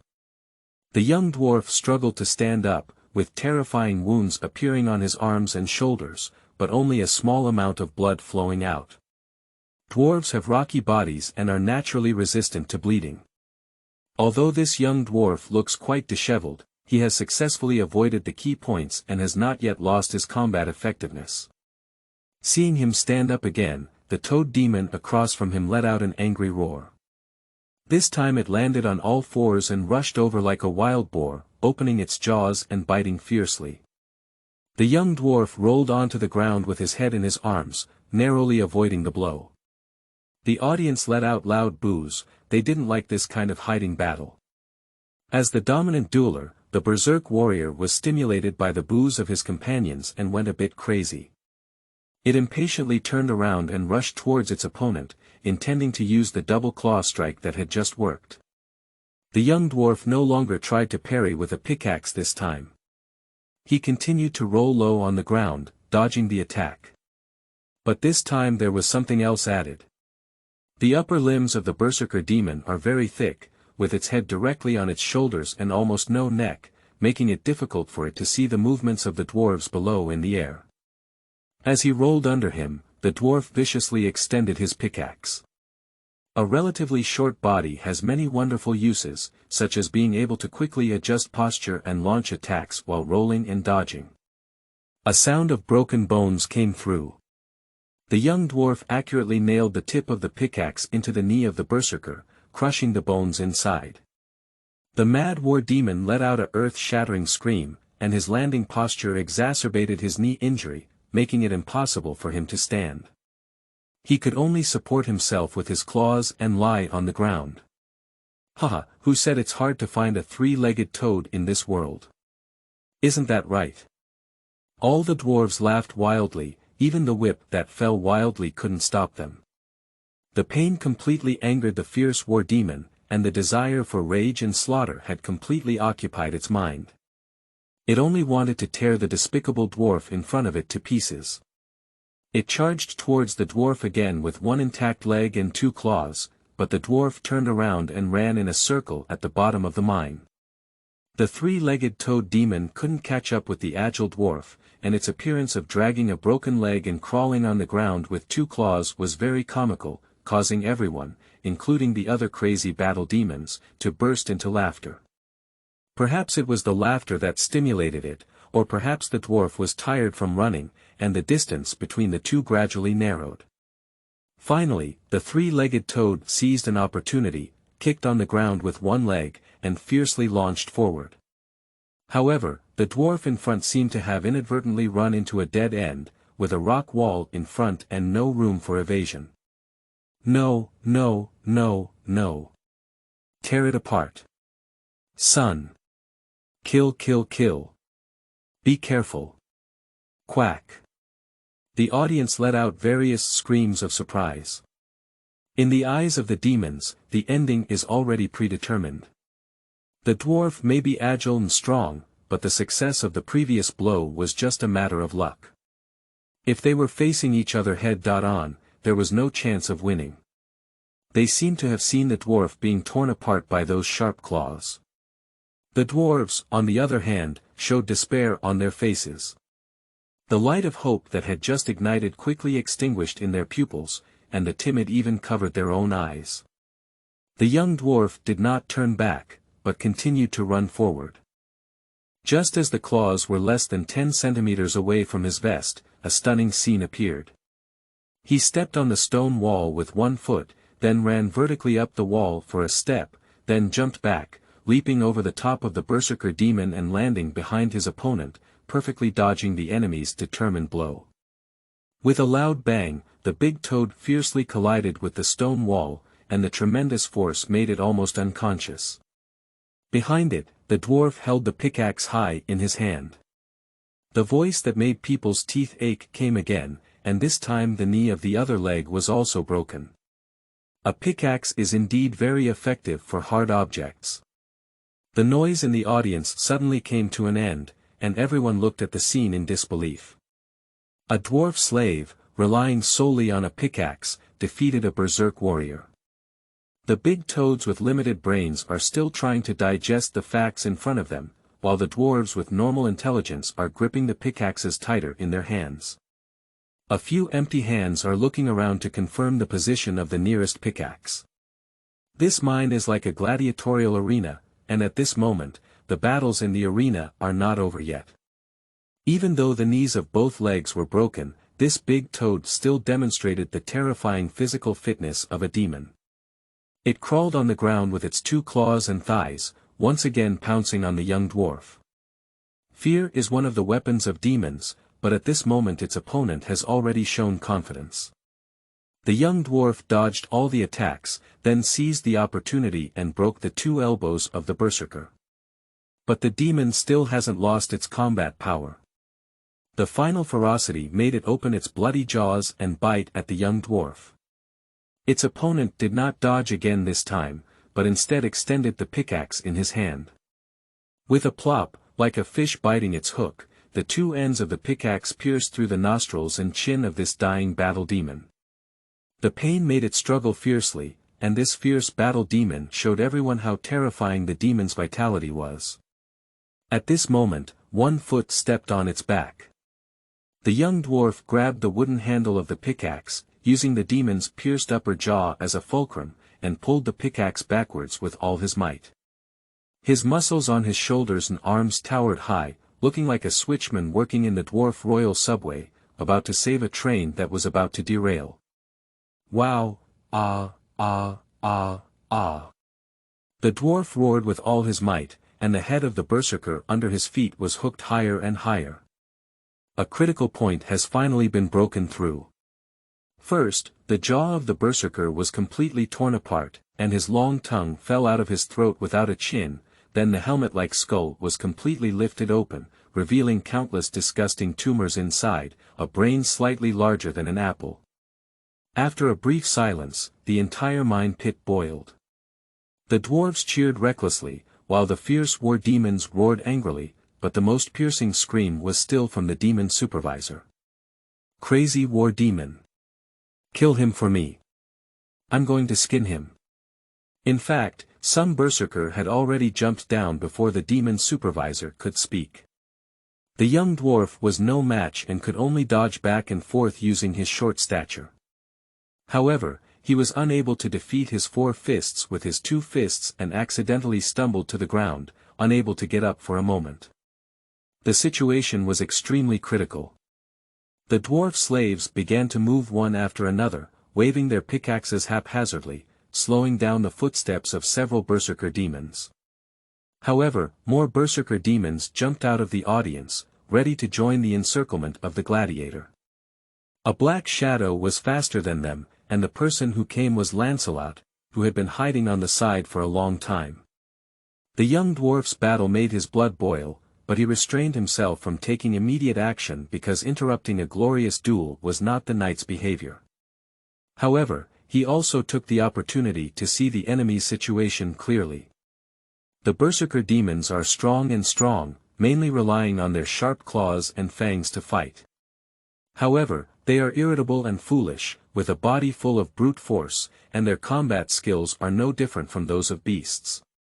The supervisor doesn't seem to be good at close combat, but his fly-like body and sword-like mouth suggest that his combat style may be more inclined towards assassination, and his sharp voice suggests that he may also engage in some kind of sonic attack.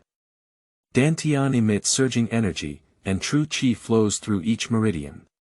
This was Lancelot's first battle since becoming a cultivator, and he felt that the giant sword in his hand was so light that there was an inexhaustible force all over his body. At the same time as he landed, he directly nailed an enemy to the ground.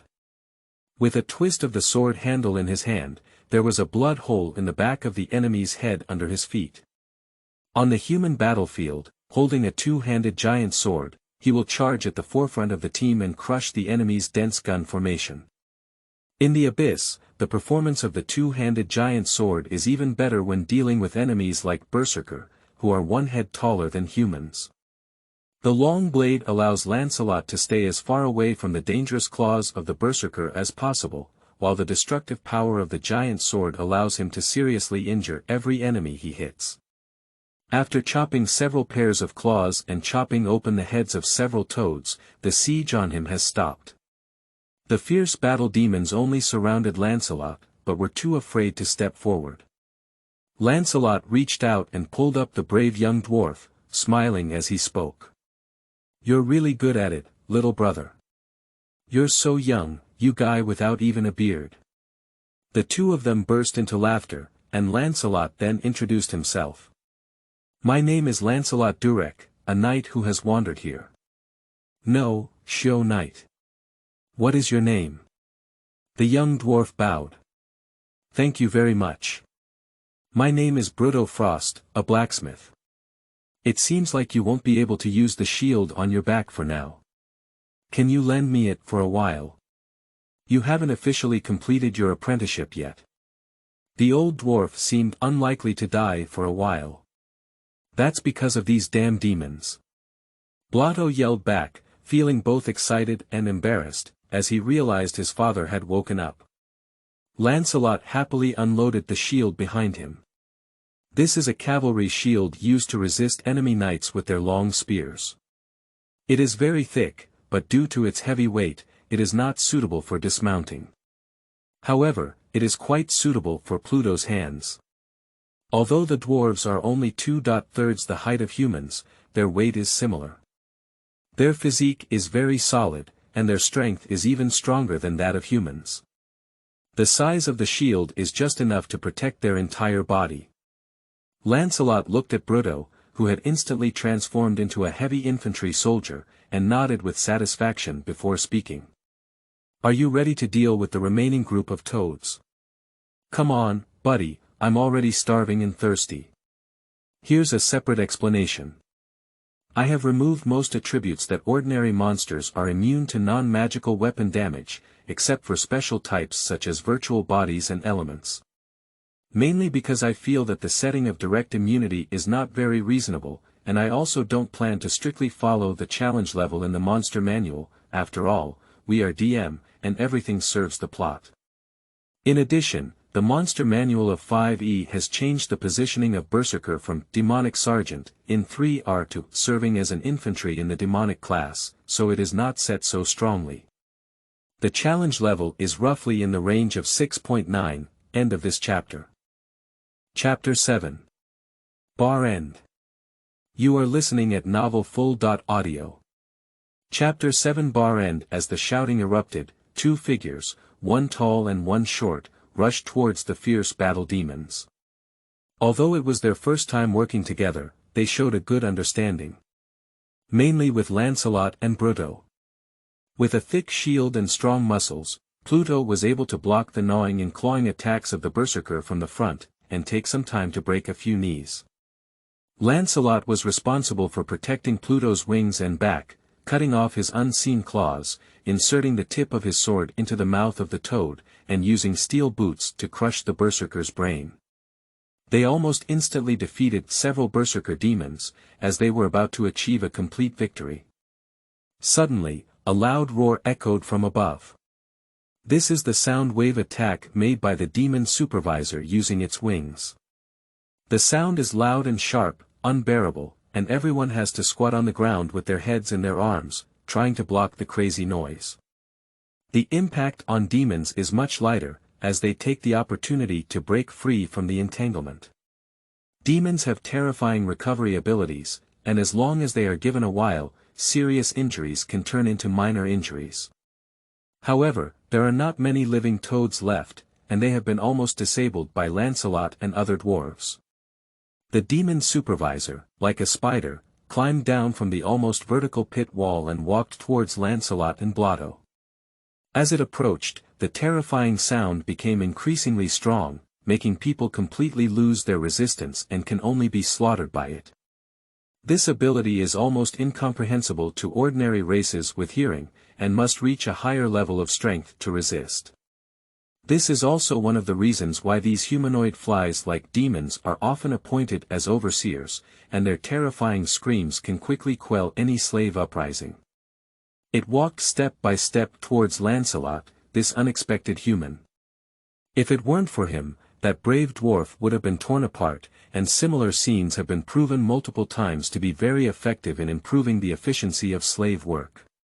As for the small matter of losing a berserker, it doesn't matter at all. Berserker is ultimately cannon fodder. Demon lords only need to wave their hands and use a small amount of magic that is insignificant to them, and there will be patches of cowardly demons screaming and being transformed into berserk warriors. Usually thrown onto a meat grinder like battlefield, making berserk warriors the shortest average lifespan among the entire demon population, less than 24 hours. It walked up to Lancelot and watched with satisfaction as the human in front of it covered its ears tightly under its sound wave attack, unaware of its approach. The humanoid fly demon raised its head, its pointed mouth about half a meter long flickering with a deadly cold light, about to penetrate this human's throat. It looked at its prey with the corner of its eye, suddenly feeling that something was not quite right. Although the human covered its ears, its expression was not painful, and a faint smile appeared at the corner of its mouth. Just as it was momentarily stunned, an iron hand extended like lightning and grabbed the base of its pointed mouth. Lancelot actually immediately blocked his ears with genuine chi, although it could not completely block the terrifying buzzing sound, at least it was no longer unbearable. The demon caught by him struggled fiercely, but Lancelot's hand gripped it tightly like pliers. He grabbed his sharp-mouthed left hand and pulled it downwards, causing the demon's head to hang down. Then, with a flick of his sword, he cut off the demon's head directly from his body. The remaining few berserker demons saw this and let out a strange cry, quickly escaping completely. The decapitated body was still vibrating its wings, continuing to emit that terrifying scream, and Lancelot had to cut off those two transparent wings as well. The world has finally become quiet. When Bruto lifted his head with both hands holding his head, the image of Lancelot holding a head caught his eye. He held the long mouth of the demon supervisor in his hand, while beside him was the headless body of the fly demon who had caused countless pain to the dwarf slaves for months. Lancelot saw the dwarf wake up and threw the long-mouthed head over. This long mouth seems quite sharp. Is it possible to make it into a short sword or dagger? Bruto's gaze moved with the rolling head on the ground, and he suddenly burst into tears. The crying seemed contagious, and all the dwarves began to cry loudly. The crying was so heart-wrenching that Lancelot felt embarrassed and didn't know what to do. As the crying gradually subsided, Lancelot stepped forward and patted Bruto's shoulder. "Are you okay?" "Woo woo woo woo. We're fine. I'm sorry."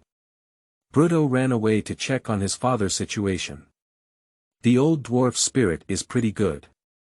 Although he fell quite badly and was whipped several times, judging from his crying voice, it shouldn't be a big deal. Lancelot patiently waited on the side. He couldn't imagine what these dwarves had experienced, but in this terrifying world, losing freedom was definitely one of the most terrifying things. After a while, Pluto helped his father walk over. The old dwarf bowed deeply to Lancelot and spoke. "Thank you, kind sir. I am Barrend Frostforge, a blacksmith. If it weren't for you today, we wouldn't know how long we would be enslaved, and my foolish son would definitely die." Lancelot also saluted. "Your son is very brave, and his glorious battle has inspired everyone." Then he asked with a hint of curiosity, "How do you know that I am a knight? Do you also have humans in your world?" "My old man's craftsmanship is well known far and wide, and he often receives orders from human kings," Pluto answered proudly. The old dwarf punched his son, who was neither big nor small, on the head, and with great force, he felt the dust on the ground rise, but Pluto seemed to be doing nothing. "In the world we come from, humans and dwarves once fought against each other, but a common enemy brought us together. We formed a sacred alliance to resist the attacks of orcs and rodents together." Barrend explained, "Your full armor indicates that you are a noble, and the noble of humans should be called a knight." Lancelot nodded knowingly and continued asking. "Can you tell me your experience? To be honest, I have only just arrived in this world for a day and have too many questions."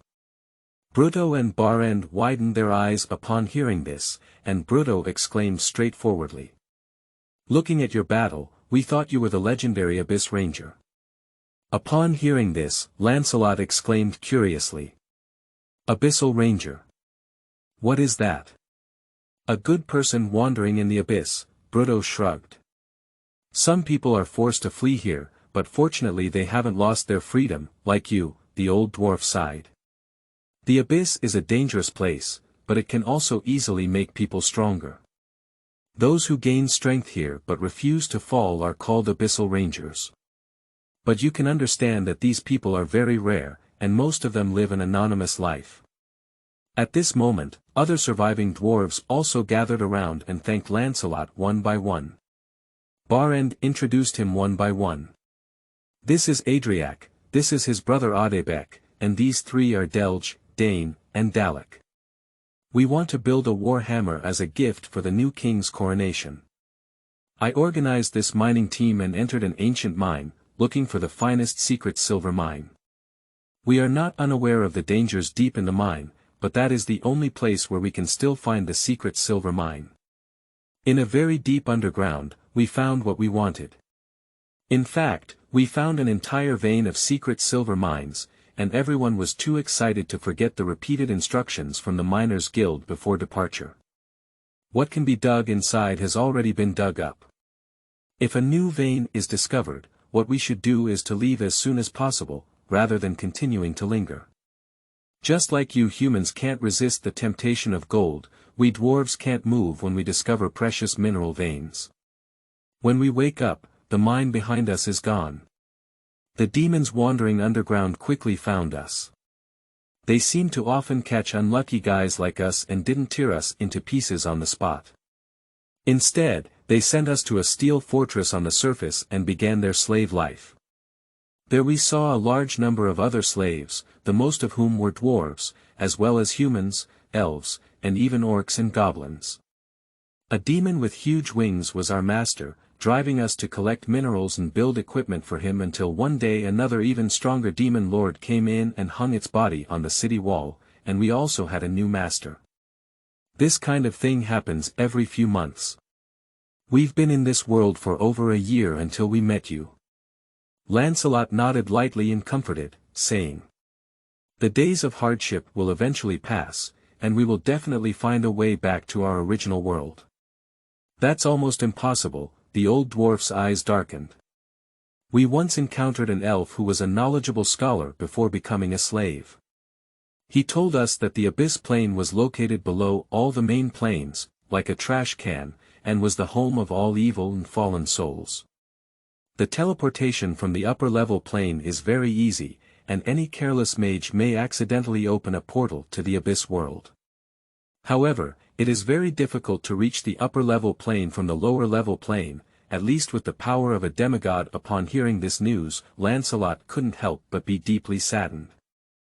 But on second thought, he realized that he was carrying the path of cultivation, and there might still be a turning point in things. What the elf said may not be right, there may be other ways he doesn't know. Lancelot tried to make his tone sound more relaxed. What are your next plans? A small argument quickly erupted among the dwarves, and in the end, Barrend convinced everyone.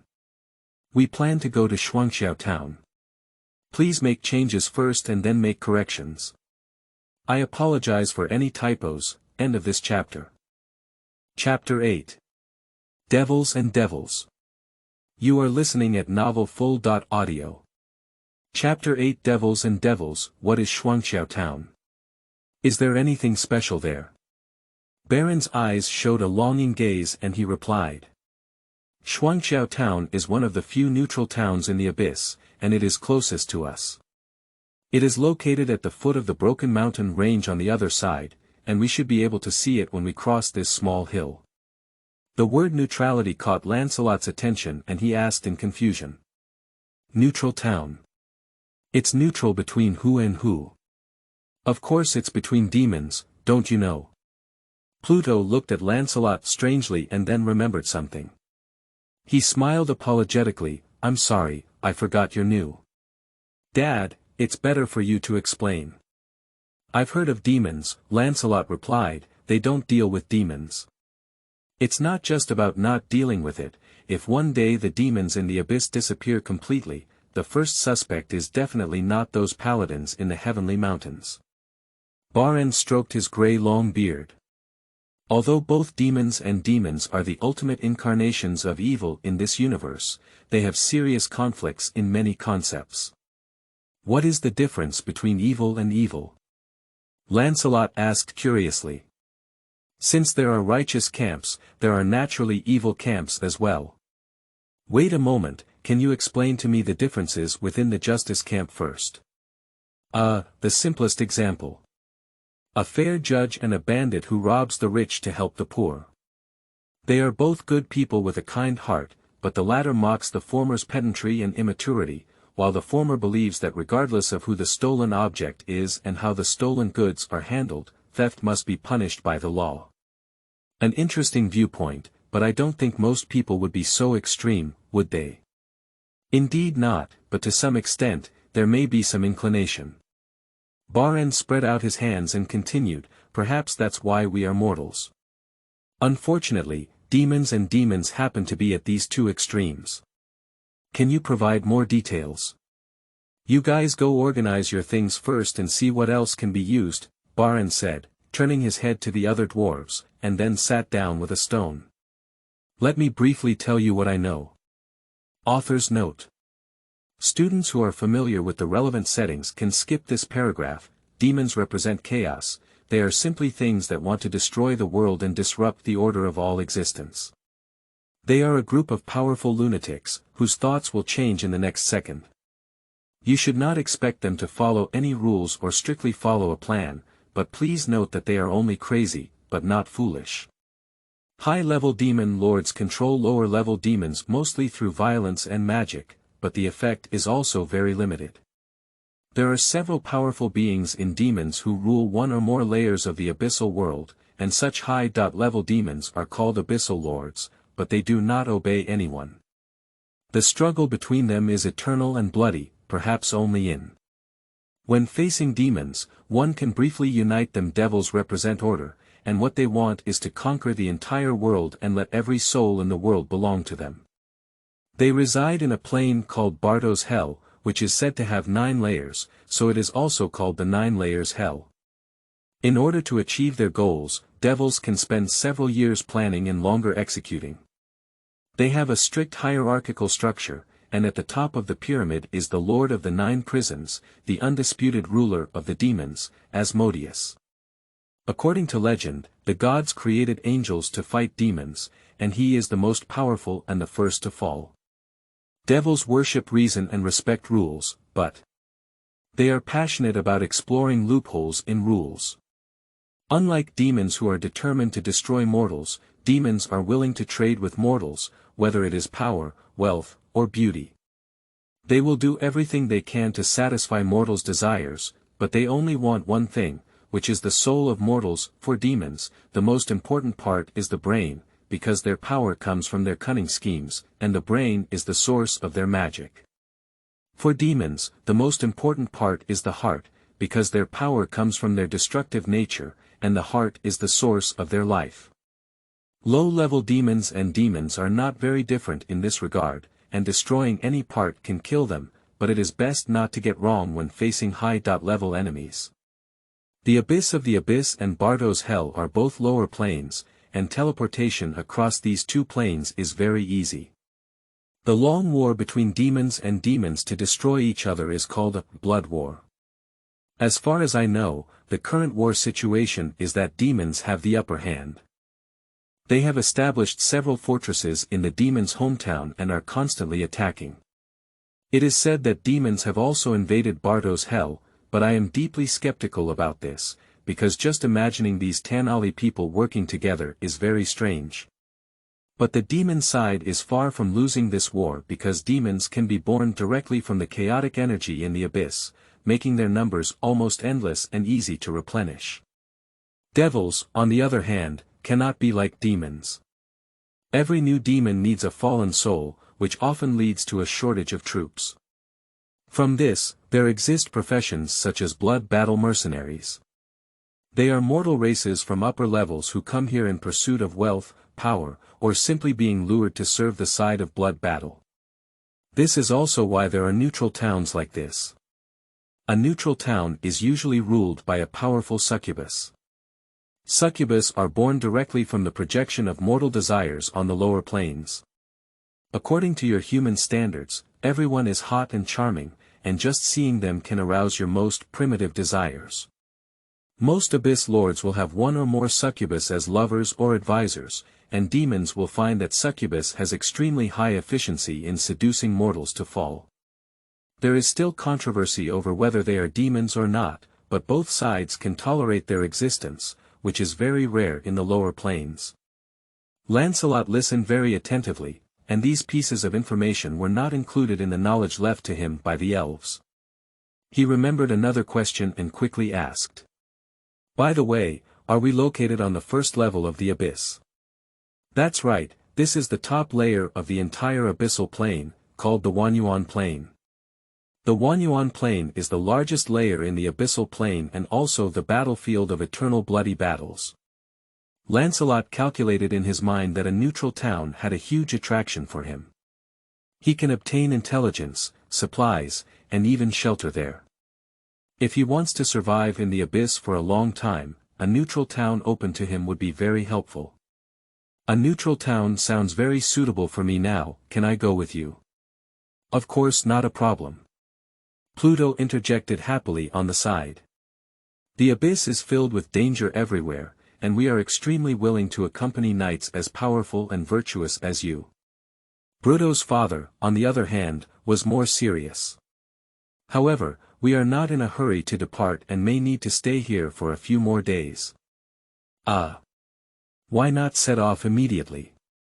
Is there anything else that hasn't been dealt with? Lancelot asked in confusion. Look around you. There's a group of dwarves and a mine here, Bruto replied with a laugh. And to be honest, this is really a good mine. If the demons can treat us better, it's enough. We don't need a whip at all. In just 3 days, no, 2 days, we can arm everyone. Lancelot asked, quite surprised. Can you start work here? As long as we have pickaxes and blacksmith's hammers, we can start work anywhere. We have ore as raw material, magma to provide heat, and a true master. I'm talking about my dad. If you have any requirements, please raise them quickly, and we'll have to charge for it in the future. What are you talking about, stinky kid? Pluto, who was so proud and lost, was hit hard by his father again. "Don't listen to this kid's nonsense, Sir Lancelot. If you have any needs, you can come to me anytime. The dwarves never forget the people who lend a helping hand in times of danger." "You're so polite." "I really don't have anything to pay for now," Lancelot scratched his head awkwardly. "I want to turn this guy's mouth into a short sword or dagger, and this armor may also require some maintenance. If you could make these active parts quieter, it would be great. Fighting head-on in the abyss may not be a good idea. Making weapons with special materials is my strength, and we have also dug up excellent copper ore and dragon-scale carbon here. With just a small craft, you can make your armor as smooth as oil." The former best blacksmith at Rivet Castle proudly said, "You just have a good look." End of this chapter. Chapter 9. Cultivation Methods in the Abyss. You are listening at novelfull.audio. Chapter 9 Cultivation Methods in the Abyss. In a cave not far from the dwarf mine, Lancelot was sitting cross-legged on the ground. He has been practicing here these past 2 days, striving to improve his cultivation. It's not that there's anything special about this cave, it's purely because the knocking of the dwarves here is not so harsh. He found that he no longer needed sleep and could naturally enter meditation after finishing his cultivation. As long as you rest in a meditative state for 1 or 2 hours, you can be as energetic as sleeping soundly all night. His current cultivation speed is much slower than when he first felt chi, but Lancelot also knows that this is the normal situation. The strength that can be greatly improved at any moment is just a castle in the air. The most important thing in the journey of cultivation is to gather sand and build a tower. Over time, only by accumulating time can one finally return to the flow of rivers and become extraordinary. The above fabricated words are naturally not what he said, but what Han Tianzuan, who left the bamboo slips, said in his cultivation experience. Lancelot not only practiced every day, but also eagerly read about knowledge and experiences related to cultivation in bamboo slips. Han Tianzuan comes from a world where cultivation is mainstream, where there are various treasures and elixirs that can assist in cultivation. Some major sects even provide them for free to excellent disciples. There are various blessed places with abundant spiritual energy, which are mostly occupied by various major forces, but the progress of cultivation can reach thousands of miles in a day. There are also various secret caves left by ancient Taoist masters. If you can obtain the divine arts and treasures left inside, you can hand them over to various major sects in exchange for rich rewards. Those who are brave enough can quietly swallow them and make a fortune silently. These things naturally do not exist in the Abyss Plane, but Han Tianzuan has left behind the method of refining pills and tools, and he can try it out when he has the opportunity in the future. Another thing that he was quite concerned about was the situation mentioned by the Japanese and Korean heavenly sovereigns about the differences in the spiritual energy of heaven and earth in this world. In the words of the old dwarf Barrend, the Abyss Plane is simply the garbage bin, septic tank, and ultimate destination of all evil, filth, and corruption on the main plane. In this world of cultivation, there is certainly a problem with the spiritual energy of heaven and earth that can be absorbed. His Dantian aura is currently dominated by his innate power. The innate power is like an unfathomable sea, deep and calm when there is no wind. And the external spiritual energy he absorbs through cultivation is different. They are like surging magma, roaring waterfalls, powerful but difficult to control. Lancelot attempted to practice a chi refining battle technique called chi gathering/yesterday. The key point of this battle technique is to release the true chi through a special path through the meridians, and then release it through slashing. He used the stone platform he was sitting on as the subject of the experiment. When he used his innate power to apply power, the stone platform was cut into 2 pieces like a hot knife cutting butter. But when he switched to the spiritual energy of heaven and earth on the abyssal plane, the giant sword emitted a red light when he began to luck. With a single strike, the stone platform exploded into more than 10 fragments when it came into direct contact with the blade. That's also why he's sitting on the ground now. Although the visual effect of a sword slaying and exploding on the spot is very cool, the actual utilization of energy is very low. In terms of power, it is obvious that the version using innate true chi is much stronger. Lancelot was also very helpless about this. He tried many methods and bamboo slips, such as the Ice Heart Curse to resist the Heart Demon and the 3 Cleanliness Book to control emotions, but unfortunately none of them had much effect. On the contrary, it helped stabilize his impatient mentality. He tried, and found that currently only one method called Yu Chi Forging Body is effective. When he operates the Zhou Tian, if a small wisp of true energy sets off from the Dantian, the effect of transportation is to gather new spiritual energy from heaven and earth. But if you gather as much true chi as possible when starting from Dantian, your body will be strengthened by the stimulation of true chi. This kind of cultivation is simply a cultivation like strength training, but it has 2 small additional effects. One can slightly improve the homogenization level of true chi in the body, and the other can improve the control of true chi, which are exactly what Lancelot needs now. Due to the immense power of cultivators, they rarely deliberately exercise their bodies, so they usually only engage in such cultivation before completing their work and about to break through to adjust their physical state. The effect of improving the homogenization of spiritual energy in the body is also useless for people who practice in a normal environment. Practitioners generally focus on improving their realm as soon as possible, because the lifespan of ordinary people is limited, and only by breaking through to the next stage can they delay their aging. Lancelot, blessed by elves, has already gained twice the life of an ordinary person, so he doesn't mind putting in more effort to consolidate his strength. At this moment, he noticed that someone had entered the cave, so he finished his cultivation and stood up. "Lancelot, are you up?" Bruto's voice came out loud from the cave entrance. "Even if I'm still asleep, you'll wake me up," Lancelot said helplessly. I'm here to deliver the goods. Your order has been completed." Bruto's figure appeared at the entrance, pulling a small trailer carrying or behind him. Lancelot ran over excitedly upon hearing the words.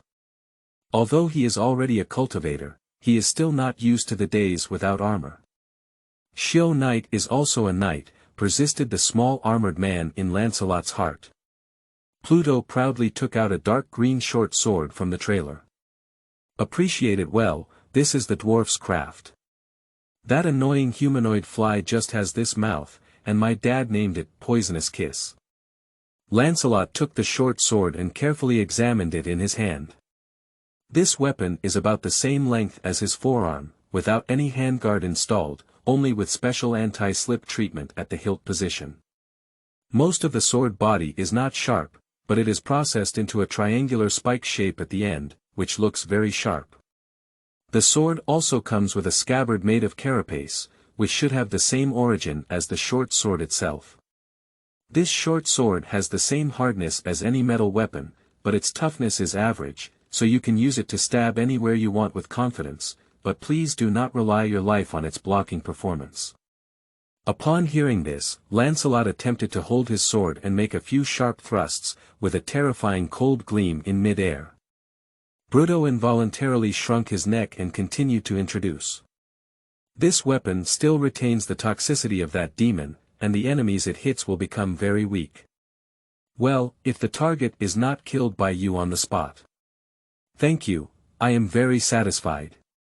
Lancelot put away his short sword. I also really like the name Poisonous Kiss, it suits it very well.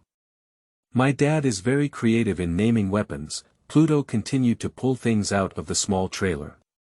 This is your armor, and we have made some adjustments at the connection according to your requirements. You can give it a try. Lancelot took over the armor that had been completely disassembled into parts and found that the moving parts had turned into the color of brass, with black spots the size of coins scattered on them. That's graphite, we extract it from dragon scale charcoal. They make copper very smooth, you just need to replace it. Lancelot was curious and immediately put on his armor. Wow, I didn't expect you to do it yourself, Bruto exclaimed to Lancelot as he quickly put on his full suit of armor without anyone else's help. Lancelot was also stunned for a moment. His armor was very heavy, and it was quite difficult to put it on without the assistance of an attendant. However, he was now able to complete it independently. It seems that cultivation has greatly improved his physical fitness. I've practiced it before, Lancelot boasted slightly. He tried to move around for a while and found that the metal collision sound was gone. Now it was a sound like sand rubbing against each other. Although it was far from quiet, it was much better than being heard 30 feet away before. Thank you so much, Lancelot suddenly felt a little ashamed. I don't have anything as a reward, but I will do my best to ensure your safety on the journey to Shuangqiao town. Don't be polite, but when it comes to compensation. Pluto suddenly felt a little hesitant. Well, I'm quite comfortable with your shield. Can you? No problem, we cooperated very well when you were holding the shield, Lancelot pointed to the two-handed giant sword leaning against the wall. I prefer using this now. Bruto looked at the weapon that was nearly 2 heads taller than him in awe and exclaimed, this thing is really impressive, especially suitable in this world. Unfortunately, we dwarves can't use it. Its center of gravity is too high, and it's difficult for us to maintain balance when waving it. Lancelot smiled and patted his shoulder, when I see a pickaxe now, I feel a slight pain in my knees. The pickaxe is definitely the greatest invention in the world, second only to the forge, Bruto said with a smile. Alright, all the preparations have been completed. We should start now.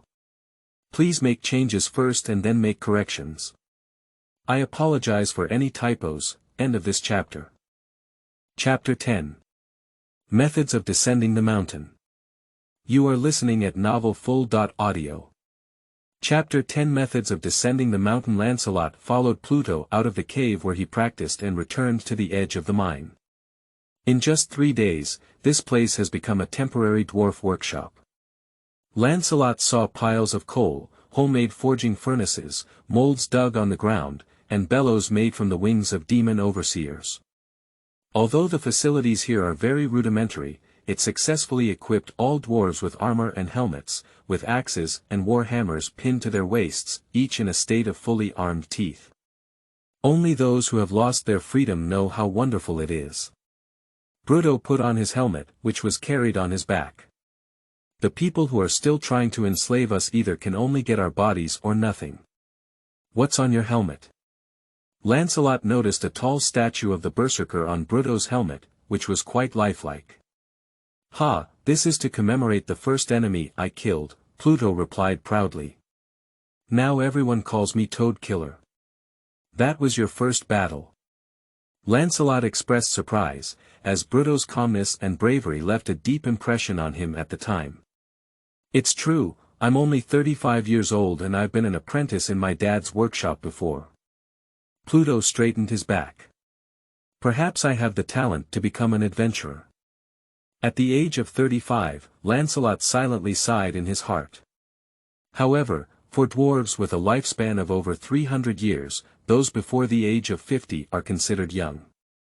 He glanced at Bruto's helmet again and secretly suspected that the main purpose of the toad statue was actually to make the user look taller. Oh, Sir Lancelot, you're here. How's the armor? Bruto's father, a master dwarf craftsman, walked over. The dwarf's craftsmanship is truly deserving of its reputation. Thank you, Master Barrend. I am very satisfied. Actually, it's all an emergency, just a last-minute solution, Barrend laughed. The conditions here are really poor. In the future, if there is a chance, I will definitely show you the true craftsmanship level of dwarves. Lancelot also smiled. Staying with these optimistic dwarves, he almost forgot what a terrifying plane he was in. Holmium. The group assembled their equipment and began marching towards the other side of the mountain top. Although the distance may not seem far, due to the numerous mines that needed to be avoided, they spent half a day wandering along winding paths at the edges of each pit. Finally, when the weak sun climbed above their heads, they reached the other side of the shattered mountain range. Lancelot walked to the edge of a mountain pass and looked into the distance. The blessing of the elf has already improved his vision once. At this moment, the true energy is concentrated in his eyes, and his vision is further strengthened, allowing him to see far places clearly until his vision is blocked by clouds or mountains. In front of him was a red wasteland.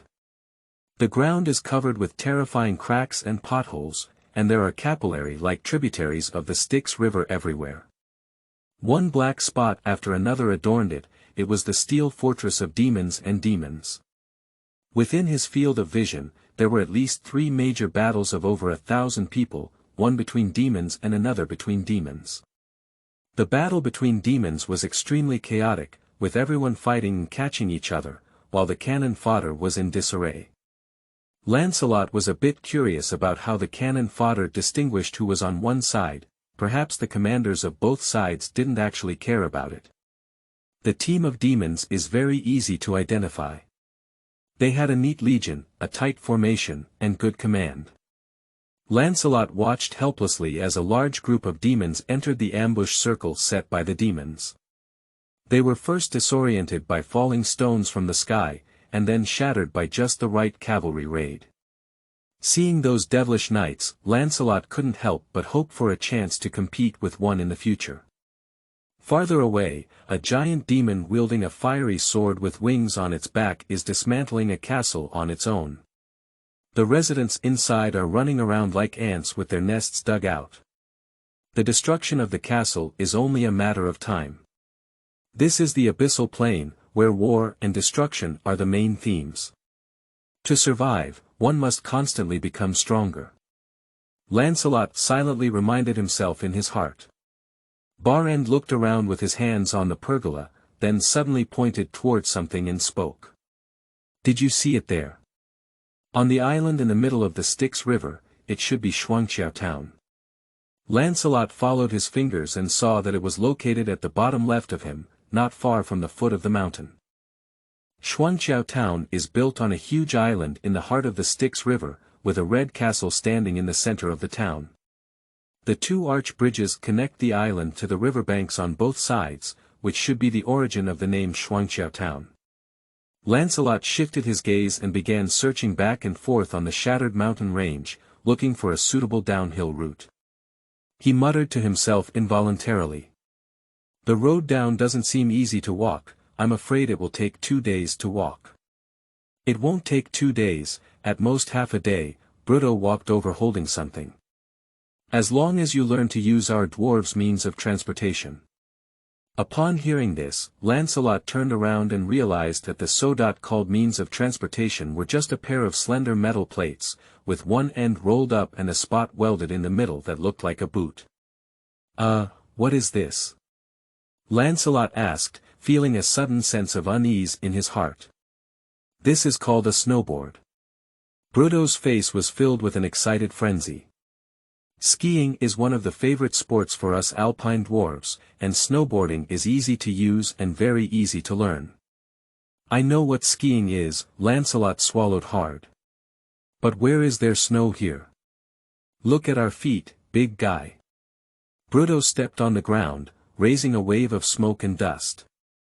Every corner of the Wanyuan plain is covered with a thick layer of ash, which you can completely treat as snow. Their friction is even smaller than snow. Have you seen those smooth slopes? The ash layer in that place is at least 3 meters thick. "But this looks very dangerous," Lancelot insisted. "That's why we made a complete set of protective gear." "Well, of course, they're also armor." Bruto handed 2 ski poles to Lancelot and started helping him put on his skis. "We just need to follow behind the others, those veterans will find a suitable route ahead." Barrend on the side has already set off with the other dwarves one after another. It is necessary to point out that skiing is indeed a very simple sport for creatures with a lower center of gravity like dwarves. And their bodies are like stones. If they really hit something, perhaps it's not these dwarves who are more severely damaged. "With the blessing of elves and the strengthening of my body through cultivation, I should be able to reach the foot of the mountain alive," Lancelot comforted himself.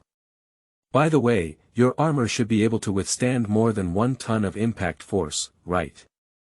Lancelot's face changed as he was about to answer when Pluto had already pushed him out. Bruto had a wicked smile on his face, then helped himself with his helmet and jumped out with it. End of this chapter.